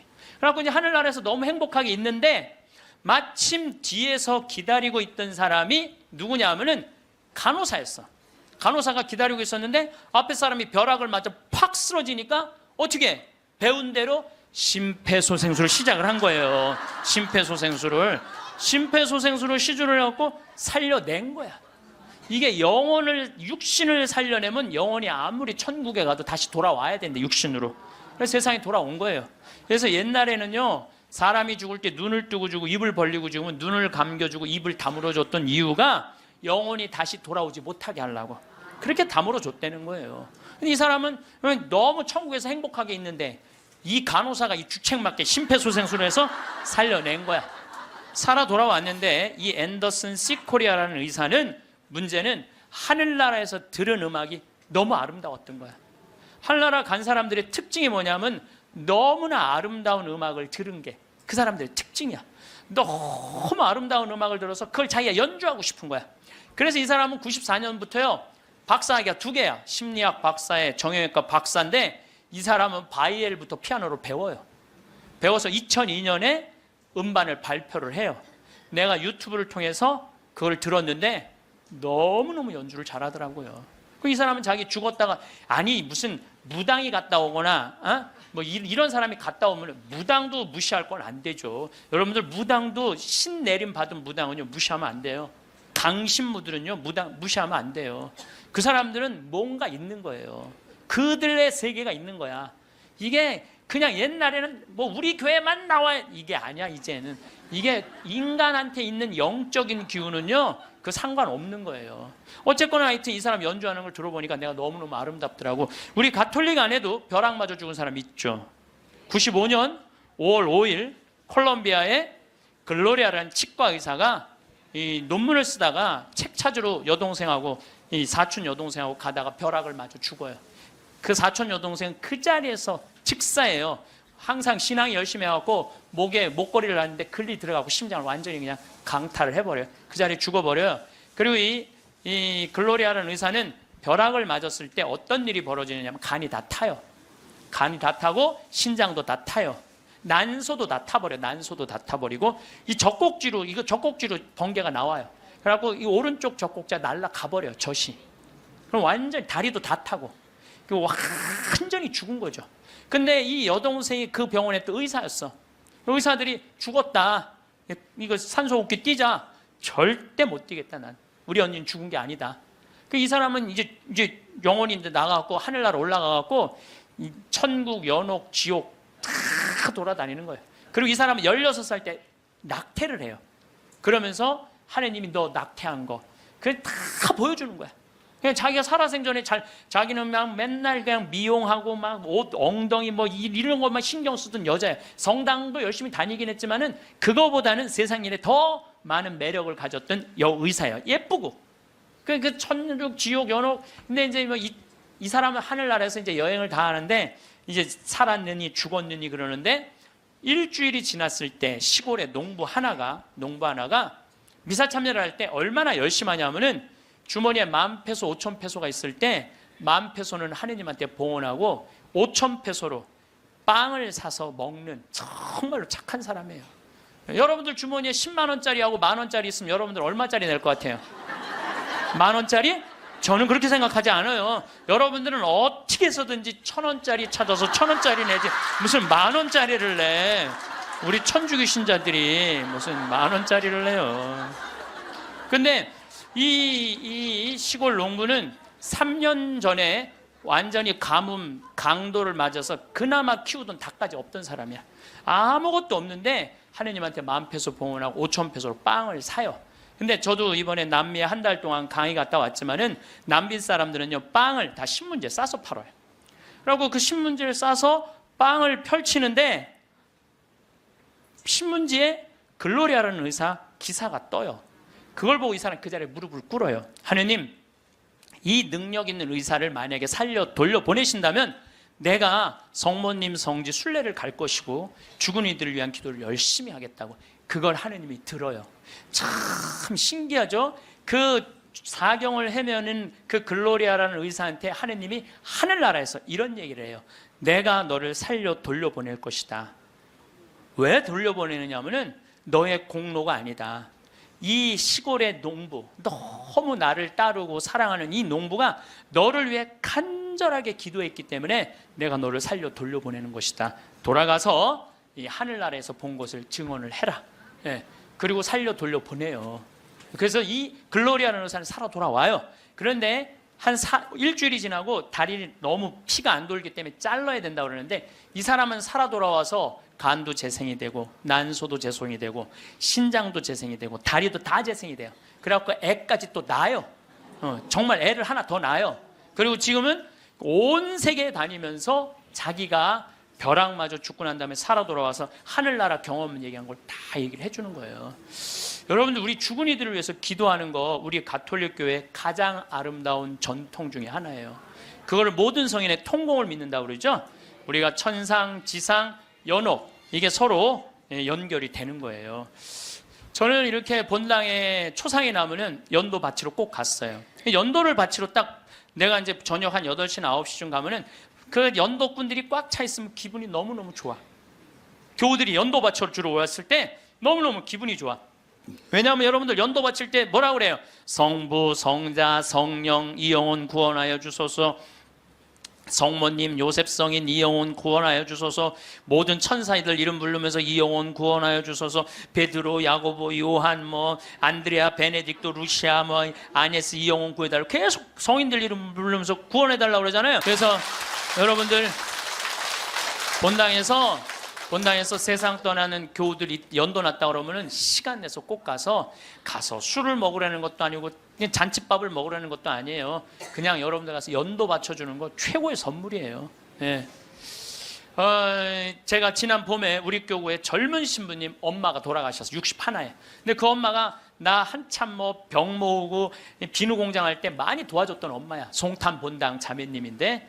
근데 내가 또 너무 우리 생태마을에서 그 아들은 지금 유학 가 있는데 우리 생태마을에서 같이 나오고 일도 많이 하고 그래서 내가 사순식에 인천교구에서 사순 피정을 해주고 저녁 주일날 밤 9시에 송탄 장례식장을 갔어요.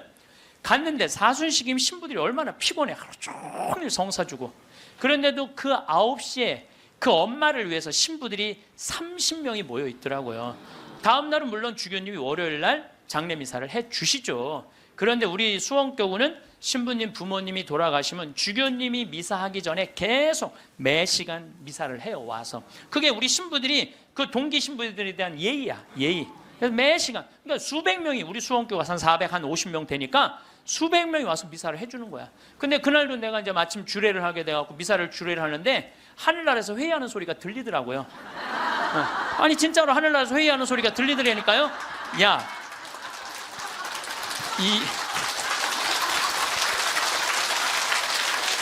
이번 분은 대단한 분인가 보다. 이거 신부들이 수백 명이 이렇게 미사를 봉헌하니 이번 분은 그냥 묻지도 따지지도 말고 올려보내라. 그래서 우리 신부 엄마는 묻지도 따지지 않고 천당 올라갔을 거예요, 분명히. 내가 지난달에도 우리 생태마을의 부관장 신부들하고 내가 또 신학교 보낸 신부들하고 여행을 같이 갔어. 단풍 여행을 갔어. 단양이라는 곳을 갔는데 전심에 이제 신부들 꽤 많았죠. 능이버섯 찌개를 시켰어요. 우리들 많이 시켰어요. 그래서 이제 다 나왔고, 야 우리 기도하고 먹자 그랬고 성호를 딱 끊는데 저쪽에서 아저씨 하나가 오더니 황 신부님이 있냐고 그러더라고요. 그렇다고 그러니까 자기 성당 안 다니는데 신부님 강의 너무 재밌게 보고 있다고, 밥값은 내가 내겠다. 그래서 이 성호 걷는 게 진짜 중요해. 성호 걷는 게.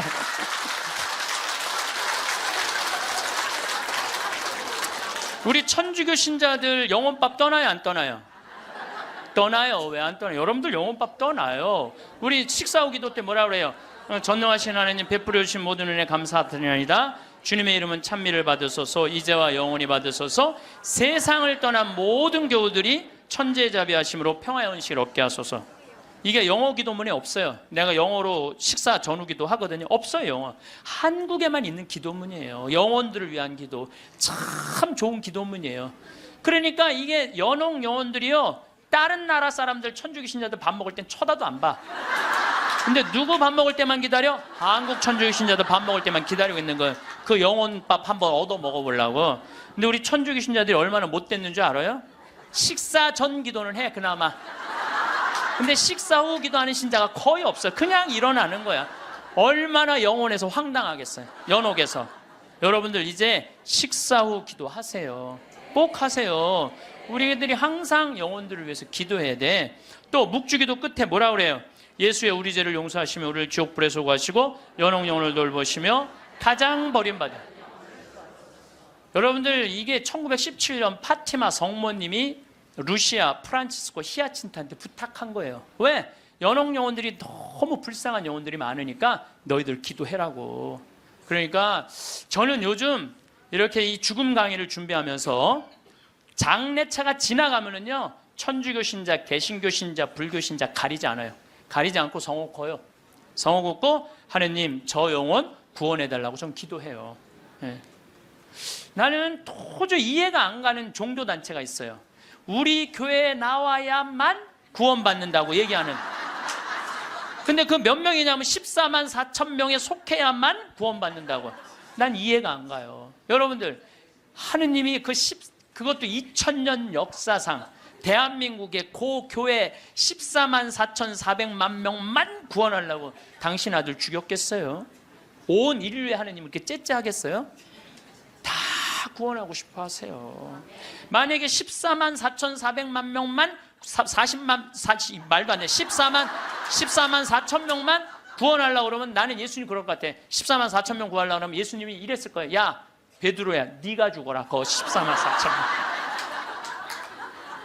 예수님은요 모두를 구원하시기 위해서 십자가 지신 거예요. 그래서 하늘나라는 활짝 열려 있는 거예요. 불교에는요 4대 보살님이 있어요. 관세음보살, 지장보살, 보현보살, 문수보살이 있어요. 관세음보살은 이 세상에 자비를 베푸는 보살이에요. 그런데 지장보살님은 저 지옥에 단 한 명이라도 있으면 자기는 성불하지 않겠다고 그러는 보살님이에요. 그러니까 우리는 지옥에 가면 천국에 못 가잖아요. 근데 불교는 또 달라요, 우리하고. 그러니까 지옥의 마지막 한 명까지 구원하겠다는 게 그 보살님의 마음인 거야. 나는 그 보살님이 너무 마음에 들어. 너무 마음에 들어. 이게 난 하느님의 마음이라고 생각 들어요. 하느님의 마음. 그러니까 여러분들도 모든 사람들이 구원받을 수 있도록 항상 기도하셔야 돼요. 여러분들은 구원 받을 것 같아요? 안 받을 것 같아요? 여러분들 구원 받아요. 적어도 이 시간 강의 듣겠다고 여기 나와서 앉아있는 여러분들은 구원 받아요. 아니, 내가 여러분들 천당 간다는 확신 있으면 행복하지 않겠어요? 행복하죠? 아니, 내가 이제 막 죽을 때가 다 됐어. 근데 싹 하느님이 와갖고 한 일주일 전에 귀에다 대고 너 축하해, 너 천당이야, 이렇게 얘기하면 행복할 것 같아요? 안 행복할 것 같아요? 행복하겠죠? 근데 이거를 누구한테 하느님이 하냐면 프란치스코 성인한테 해요.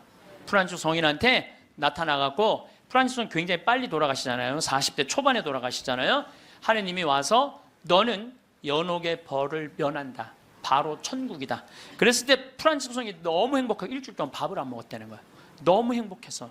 나도 지금 하느님이 오늘 저녁에 와갖고 창현아 너 천당이야, 너.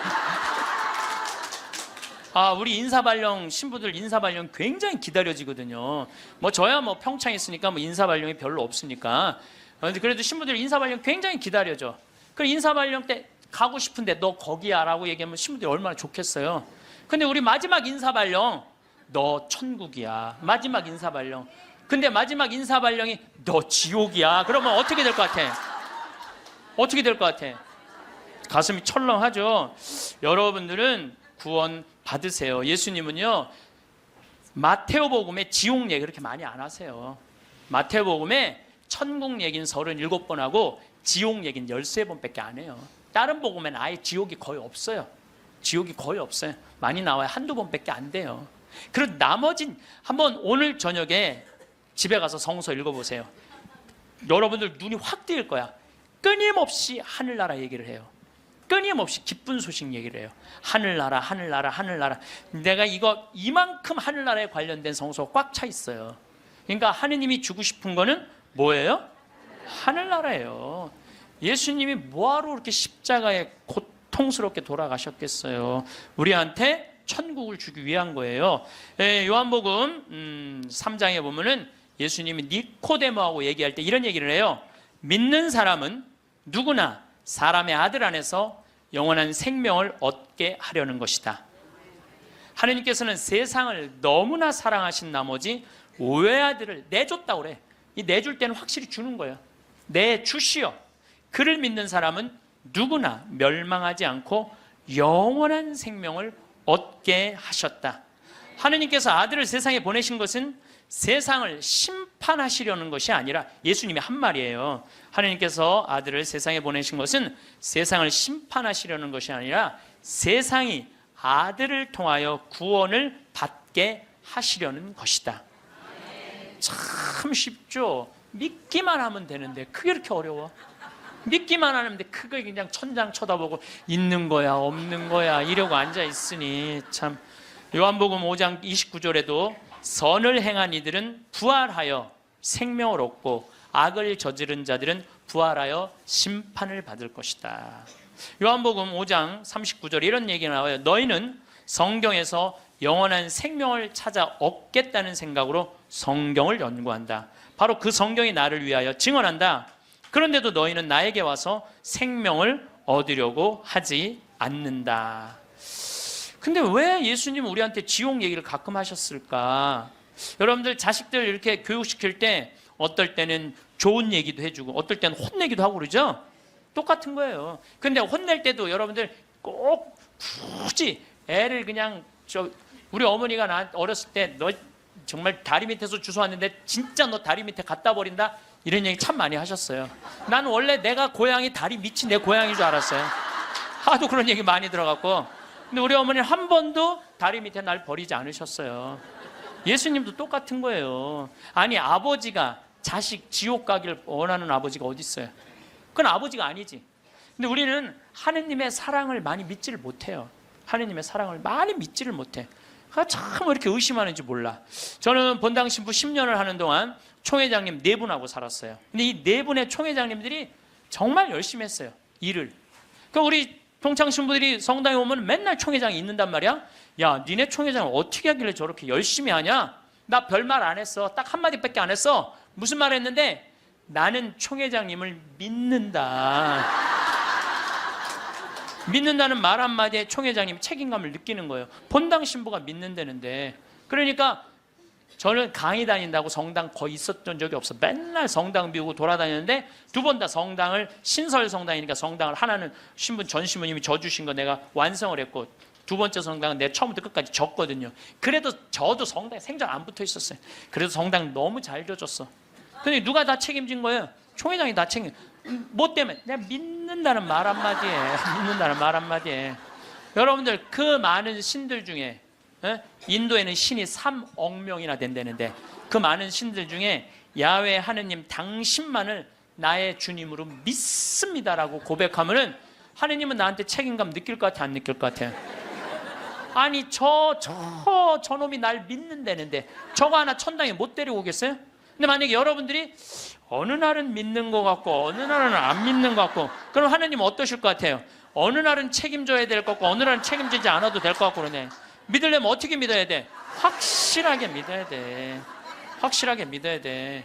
그리고요, 제가 예비자 교리 참 잊지 못하는 예비자가 하나 있었어. 6개월 동안 그렇게 예수님에 대해서 얘기하고 성경에 대해서 얘기하고 예수님 증언했는데 6개월 후에 교리 마지막 끝에 자, 마지막으로 질문해 보십시오. 그랬더니 딱 손을 들더니 신부님 솔직히 얘기해 달라는 거예요.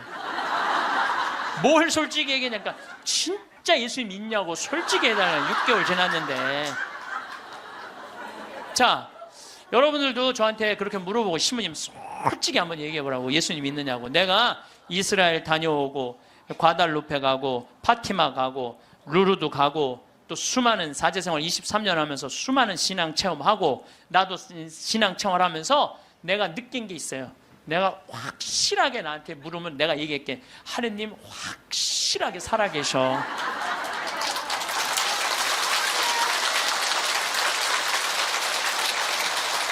그런데 문제는 내 영혼의 상태 때문에 하느님을 느끼지 못하는 거예요.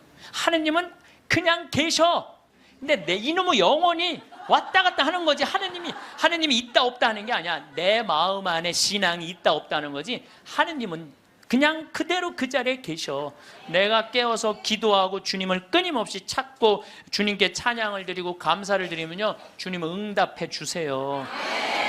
근데 혼자 그냥 방구석에 갖고 있는 거야 없는 거야 이러면은요, 아무리 대답해 주고 싶어도 방구석에서 나와야지.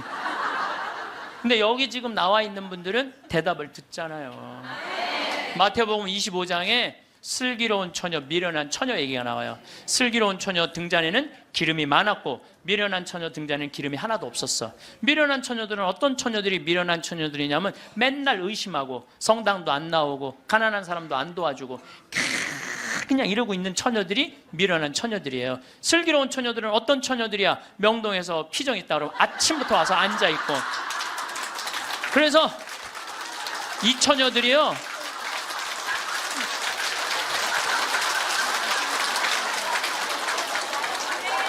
이 처녀들이 기름 종지에 기름이 많은 처녀들이에요. 여러분들이 이웃에게 복음을 선포하고 참된 삶의 길, 진리의 길을 가르쳐주는 거 기름 한 방울 모으는 일이에요. 성교에는 어느 누구도 개인이 지옥에 떨어졌다고 단정 짓지 말라는 거예요. 단정 짓지 말라. 하다못해 어떤 부인이 남편이 다리에서 뛰어내려서 죽었어. 자살을 했어. 너무 슬퍼. 매일매일 우는 거야. 내가 이거 정말 책에서 내가 읽은 거예요. 요한 마리 비안네 신부님한테 찾아간 거예요. 신부님, 천주교에서는 자살하면은 지옥에 간다는데 우리 남편은 그 다리에서 뛰어내려 죽었는데 어떻게 하면 좋으냐고. 근데 이 요한 마리아 비안네 신부님이 내 속을 뻥 뚫리는 얘기를 했어요. 그 신부님이 뭐라고 그랬냐면 그 부인한테 걱정하지 마라. 당신 남편 지옥 안 갔다. 무슨 소리냐. 지옥에 간다는데 그 다리 밑에서 강까지 떨어지는데 시간이 굉장히 오래 걸린다는 거예요. 떨어지는 사이에 회개를 했다는 거예요. 웃을 일이 아니에요. 아니 내가 왜 말만 하면 웃어. 실질적으로 그 순간에 회개할 수 있다는 거예요. 그리고 당신 남편은 그 순간 떨어지면서 회개를 했기 때문에 지금 연옥에서 지금 뭐 훈련을 받고 있으니까 걱정하지 말라고. 연옥벌이 끝나면 천국에 올라가니까. 그래서 여러분들 우리가 예수 마리아 요셉만 외워도 연옥에 7년제가 감해진대요. 예수 마리아 요셉 누구 불쌍한 영혼들 기억하여 주소서. 1991년 팸 레이놀즈라는 이 가수는 미국의 가수인데 작곡가 겸 가수인데 심한 뇌 동맥류가 걸려요. 이 수술은 굉장히 위험한 수술이에요. 왜냐하면 이 사람을 수술하면 뇌에 있는 피를 다 빼야 돼. 뇌에 있는 피를 다 빼고 심실 정지, 심장을 정지시켜야 돼. 그러니까 사실은 죽이는 거예요. 죽였다가 다시 살리는 수술이야. 죽였다가 다시 살리는 수술이야. 그런데 이 사람이 97년에 수술을 해. 애리조나 대학에서. 이때 지금은 죽음 이후의 세계에 대한 연구가 미국이 너무 많이 해요. 100개 대학에서 연구를 하고 있어요. 지금 우리나라만 지금 죽음 이후에 대한 관심이 없지, 미국엔요 그런 책, 뭐 애프터 라이프, 뭐 죽음 이후의 세계, 뭐 너무너무 책이 많아요. 너무너무 뭐 영어로 된 책, 내가 미국에 가서 이 강의 하니까 엄청나게 선물을 하더라고요. 어쨌든 이 팸 레이놀즈가 수술할 때는 의사들이 완전히 죽이는 수술이니까 저 사람이 진짜 영혼이 빠져나오느냐 그거 참관을 해요. 근데 여러분들 이 사람은 뇌에 피를 빼고 심장을 전지시키고 완전 마취를 하고 수술하는 거야. 여러분들 마취 수술 해봤던 경험 있으세요? 네. 나도 20년 전에 맹장 수술할 때 마취를 했는데 한심하더라고요. 내가 신부님 마취 들어갑니다 그런데 그게 뭐라고 딱 들어갔는데 아무 생각이 안 나는 거야. 먼저 나 탁탁 치는데 깨어나 보니까 벌써 배를 가르고 맹장을 떼어냈다는 거야. 아니 내 맹장을 떼어냈는데 내가 모르니 이게 말이 되는 일이냐. 이게 내 맹장을 떼는데 내가 모르는 게 말이 돼? 답답하더라고요. 떼어냈다는데. 그래서 내가 다음에는 내가 수술할 때 반드시 정신을 똑바로 차리고 아무리 마취를 해도 내가 어떻게 수술하는지 지켜봐야 되겠다. 근데 내가 이제 거의 한 5년 전에 위암 수술을 하게 됐잖아요. 위를 3분의 1을 잘라내잖아요.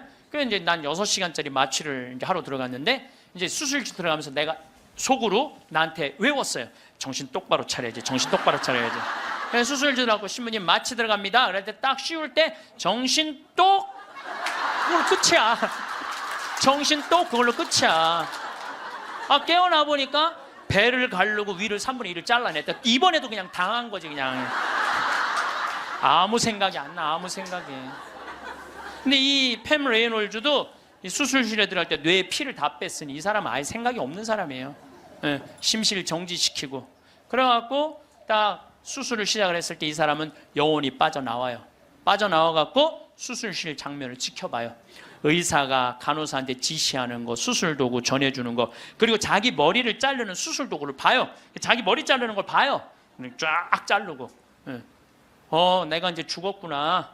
그래갖고 이 팸 레이놀즈는 건물 이제 병원 위로 올라가고 하늘나라 올라가는데 자기 할머니가 목소리가 특이했대. 하늘나라에서 막 부르더래요. 오라고. 하늘나라 올라가 보니까 자기 할머니가 있고 죽은 형제 친척들이 쫙 있더래요. 너무 아름다운 모습으로 빛을 내고. 그러니까 죽은 사람들 거의 공통적인 의견이에요. 근데 자기 기타를 가르쳐준 외삼촌이 넌 아직 키워야 되는 애도 있으니까 넌 가야 된다고. 난 가기 싫다. 이거 너무 좋다. 가라. 가기 싫다. 그러면서 실갱이를 하는데 삼촌이 확 미는데 수술이 끝난 거예요. 깬 거죠. 살아 돌아온 거죠. 근데 이 사람은 놀랍게도 참관한 의사들한테 의사들 배치를 다 얘기를 해줘요. 어떤 의사가 어느 자리에 있었고, 수술 도구는 여러분들 우리들이 수술하러 들어갈 때요 절대 수술 도구를 개봉을 안 해요. 오염될까봐, 감염될까봐. 그래갖고 의사들이 완전하게 다 방지를 하고 이 사람 마취 끝나고 난 다음에 수술 도구를 다 꺼내요. 그러니까 우리들은 수술 도구를 어떻게 생겼는지 몰라. 수술실에 들어간 사람 알아요, 몰라요? 모르죠? 근데 자기 머리 자른 거 전동기 칫솔같이 생긴 것까지 다 설명을 하는 거야. 다. 너무너무 놀라운 거죠. 그러니까 이게 여러분들 이런 연구를요 하버드 대학, 예일 대학, 뭐 사우스햄프턴 세계 최고의 대학들이 연구를 하는 거예요. 그냥 내가 무슨 뭐 무당하고 만나갖고 그냥 대충 얘기하는 게 짜고 얘기하는 게 아니고 이건 뭐 논문으로 나오는 내용들을 여러분들한테 전해주는 거예요. 여러분들은 바쁘니까 책 읽을 시간이 없잖아. 그러니까 내가 대신 읽어갖고 다 지금 전해주는 거예요. 이 미키라는 시각 장애자는 앞이 안 보이는 사람이야. 앞이 안 보이는 사람인데 이 미키는 18살, 우리나라는 20살인데 교통사고로 죽어요. 근데 이 사람은 태어나서부터 앞이 안 보이던 사람이야. 그러니까 하얀색이 뭔지 까만색이 뭔지 빨간색이 뭔지 아무리 설명을 해줘도 모르죠. 태어나서부터 앞이 안 보이니까. 나무가 어떻게 생겼는지 뭐 설명을 해줘도 상상을 하지 꽃이 어떻게 생겼는지 알 수가 없잖아요. 근데 이 사람이 교통사고로 죽어요. 죽어서 딱 수술실에 들어갔는데 자기 몸을 처음으로 봐요. 반지를 보고 자기인 걸 알아요. 내가 저렇게 생겼구나. 머리 모양을 보고 내가 저렇게 생겼구나. 그리고 죽어서 하늘나라로 올라가는데 빨주노초 파남보를 다 보는 거야. 너무 아름다운 빨주노초, 온갖 아름다운 꽃, 새, 나무를 보는 거예요. 그러고 하늘나라에서 너무너무 행복하게 있는데 수술해서 살려낸 거야. 육신을 살려내면 돌아와야 된다고 그랬잖아요.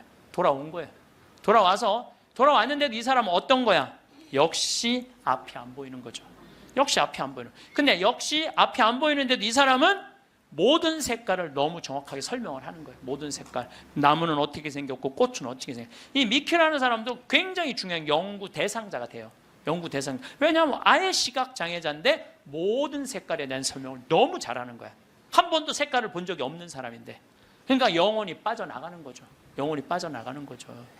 그래서 우리가 이게 죽는 걸로 끝나는 게 아니야. 죽음이 아니고 새로운 삶으로 옮아가는 과정인 거예요. 새로운 삶으로. 여러분들 이제 죽는 거 싫어요, 좋아요? 좋아해야 돼. 아니 죽는 게 싫으면 어떻게 해? 죽는 게 싫으면은 천주교 신자가 죽는 게 싫으면 어떻게 해요? 이제 죽는 거 좋죠? 그래도 죽는 게 싫어. 그래도 살아있는 게 나아.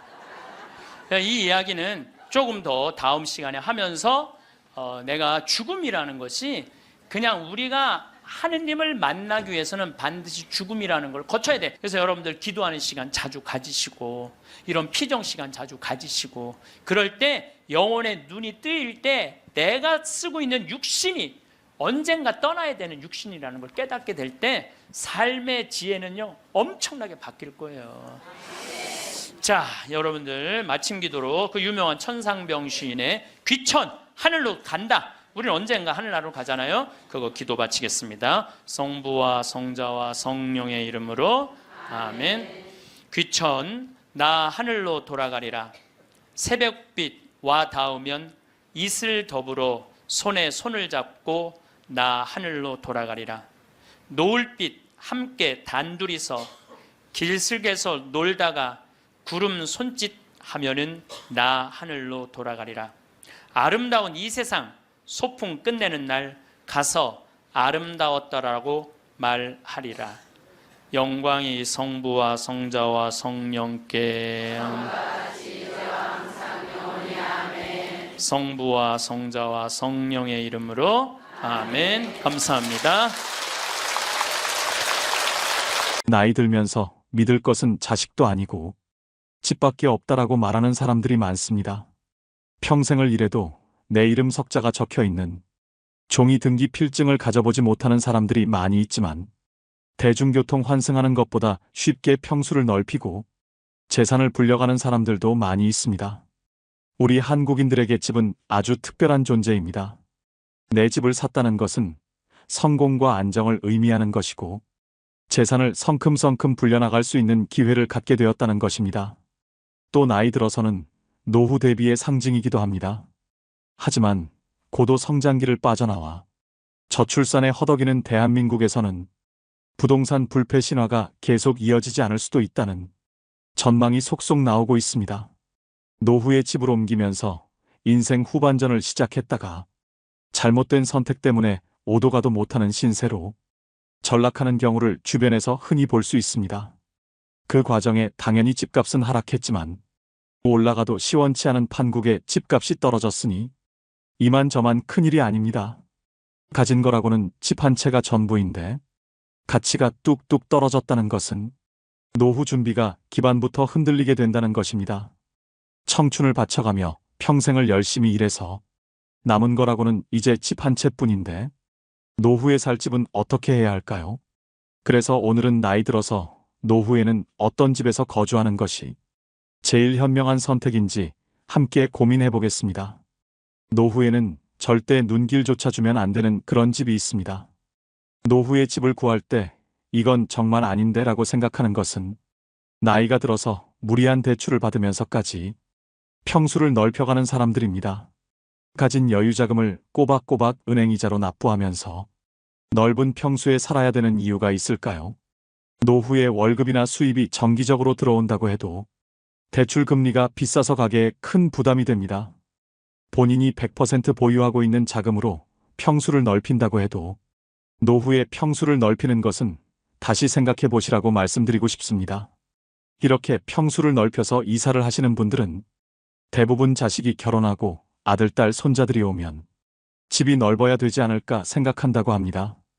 그리고 결혼하기 전에는 사던 보기에 작은 집이 민망해서 이사를 결심한다는 분들도 많습니다. 제대로 된 사돈이라는 평수 가지고 따지고 들 일도 없을 테지요. 요즘 자식들은 명절 때 오랜만에 집에 와도 자고 가지 않는 경우가 많습니다.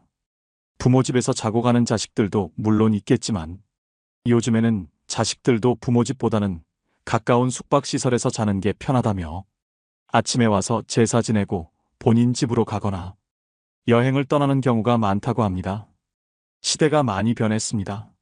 자식이 자고 갈까봐 빚까지 내서 노후에 넓은 평수로 이사 가야 된다는 생각은 다시 고민해 보시길 바랍니다. 가진 것은 집 한 채가 전부이고 가진 돈을 탈탈 털어서 부동산 바람 따라 투자한 뒤에 하루하루 뚝뚝 떨어지는 아파트 값에 가슴이 새카맣게 타는 노후를 보내는 분들이 많습니다.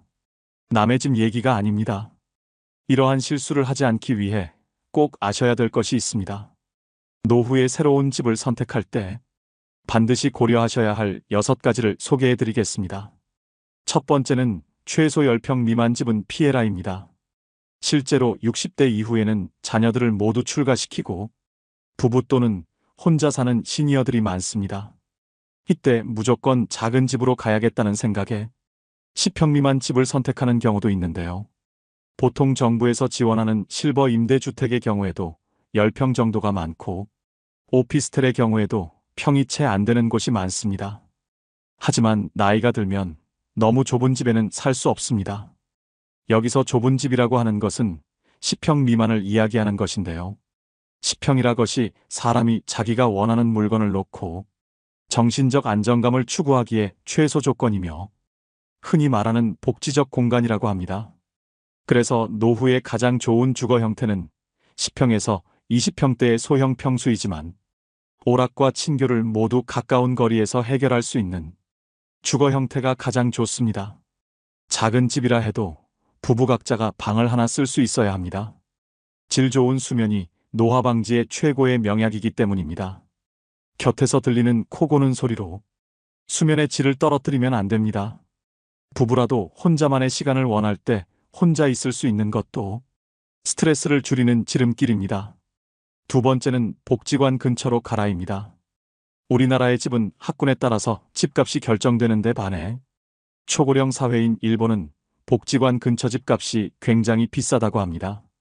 복지관 근처에서 많은 노인들이 좋은 서비스를 받기 때문에 복지관 근처에 좋은 집이 많고 집값도 비싸다고 하는데요. 나는 아직 복지관 다닐 나이는 아니야 라고 생각하시는 분들이 계실지 모르겠습니다. 오랜 직장 생활을 끝낸 은퇴 이후에는 비교적 시간 여유가 늘어나 무료함을 느끼기 쉽습니다. 이런 여가 시간을 취미 활동으로 보내시는 분들도 있고 또 아직 일을 하시는 분들도 계실 텐데요. 나이 들면 들수록 우리가 사는 곳에서 배움과 즐거움을 찾기는 힘든 것이 사실입니다. 그러다 보니 나중에는 어디에서 가장 많은 시간을 보내게 될까요? 바로 복지관입니다. 그 이유는 복지관 안에는 교육과 돌봄이 있습니다. 그뿐만 아니라 저렴한 식비의 끼니도 든든하게 해결됩니다. 좋은 영양사도 있고 밥도 비싸지 않고 거기다가 각종 양질의 교육들이 너무 많습니다. 자원봉사할 것들도 있어 보람도 느낄 수 있습니다. 시설도 굉장히 좋으면서 국가가 끊임없이 지원을 하고 관리하며 전문가가 수시로 와서 교육도 해줍니다. 나이 들어 이런 집결된 서비스를 받을 수 있는 곳은 복지관 말고는 찾기 힘듭니다. 물론 돈이 많은 분들은 어디서 배우든 어디서 먹든 부족함이 없겠지만 우리는 그럴 돈이 없습니다. 특히 요즘같이 물가가 높을 때는 문 밖을 나가기가 무서울 정도입니다. 무엇을 배워보고 싶어도 돈 걱정부터 앞서게 되는데 이럴 때 복지관이 대안이 될 수 있습니다. 그래서 노후에는 내가 즐길 수 있고 친구도 만날 수 있는 복지관 근처에 사는 것이 좋습니다. 세 번째는 자녀와 살아야 한다면 가치보다는 근처를 선택해라입니다. 우리는 자녀와 살고 싶지 않지만 어쩔 수 없이 함께 살아야 하는 상황이 올 수도 있습니다. 많은 분들이 사별을 경험할 때 이사를 생각하게 된다고 합니다. 사별을 경험하게 되면 내가 몇십 년을 살던 내 집이 갑자기 공허하고 무섭기 시작합니다. 또 한 가지는 집이 관리하기에 너무 크고 어렵습니다. 그래서 그때 집을 좁혀가거나 아니면 자녀들이 가까이 있는 쪽으로 옮겨가시는 분들이 많이 계십니다. 이때 우리가 반드시 생각해야 할 것이 있습니다. 부모와 자녀가 함께 살면 주거비와 식비의 부담이 줄어들고 외로움은 어느 정도 해소될 수 있으나 사위나 며느리와의 관계에서 오는 새로운 관계에 스트레스가 생길 수 있다는 것입니다. 따라서 자녀와 함께 살아야 한다면 함께 살기보다는 근처에서 사는 것이 가장 이상적입니다. 손주가 어렸을 때는 손주를 돌보는데 손을 보태거나 성장을 지켜보며 삶의 활력을 얻는 것도 좋습니다. 이렇게 자녀와는 적절한 거리를 유지하는 방법이 노후 생활에서 스트레스를 최대한 줄이면서 현명하게 지내는 방법입니다. 네 번째는 병원이 30분 이내에 있는 집을 선택해라입니다. 노후가 되면 다리에 힘이 줄어들기 때문에 커다란 껍데기 집은 필요하지 않습니다. 그보다는 편리성이 중요합니다. 지하철역에서 50엠 내에 위치한 소형 아파트가 노후 생활에 가장 적합합니다. 대중교통이 불편하면 생활 반경이 좁아지고 먼 거리 외출도 어렵게 돼요. 자칫하면 고립감마저 느낄 수 있습니다. 여기서 가까우면 이동은 물론 물건을 사는 일이나 병원에 다니는데도 얼마나 편할까요? 가까우면 가까울수록 좋은 것이 병원이지만 제가 특히 30분을 강조하는 이유는 우리가 기초 의료 서비스에 접근하기 위한 최단 시간이 30분이기 때문인데요. 정말 위급한 상황을 제외하고는 30분 이내에 병원에 갈 수 있으면 됩니다. 요즘 의료시설이 잘 되어 있어 지방 몇몇 곳을 제외하면 보통은 30분 이내에 병원이 있습니다.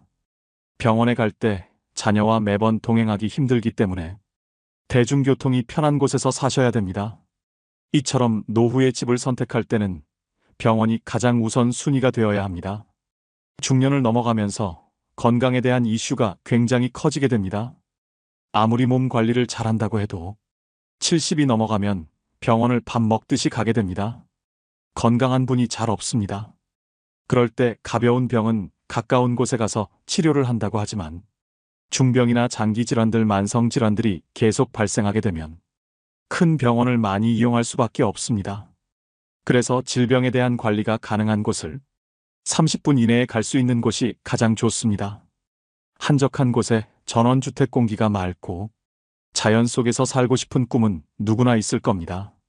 더구나 번잡한 도시에서 바쁘게 종종거리며 평생을 살아왔기에 은퇴 후에 한적한 자연 속에서의 생활을 계획하는 분들이 많이 계십니다.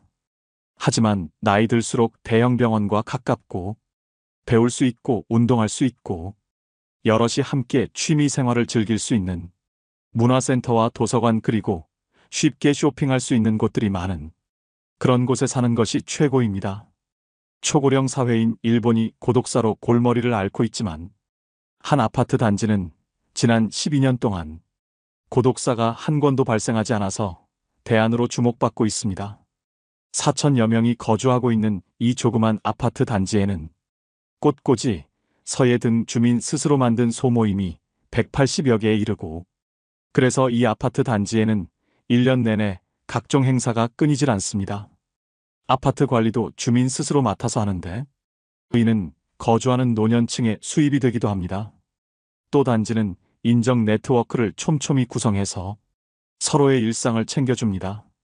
이 사례로 얻을 수 있는 교훈은 어쩌면 나이 들어서는 주변 사람들과 교류하며 서로를 챙겨줄 수 있는 곳에 살아야 한다는 것입니다.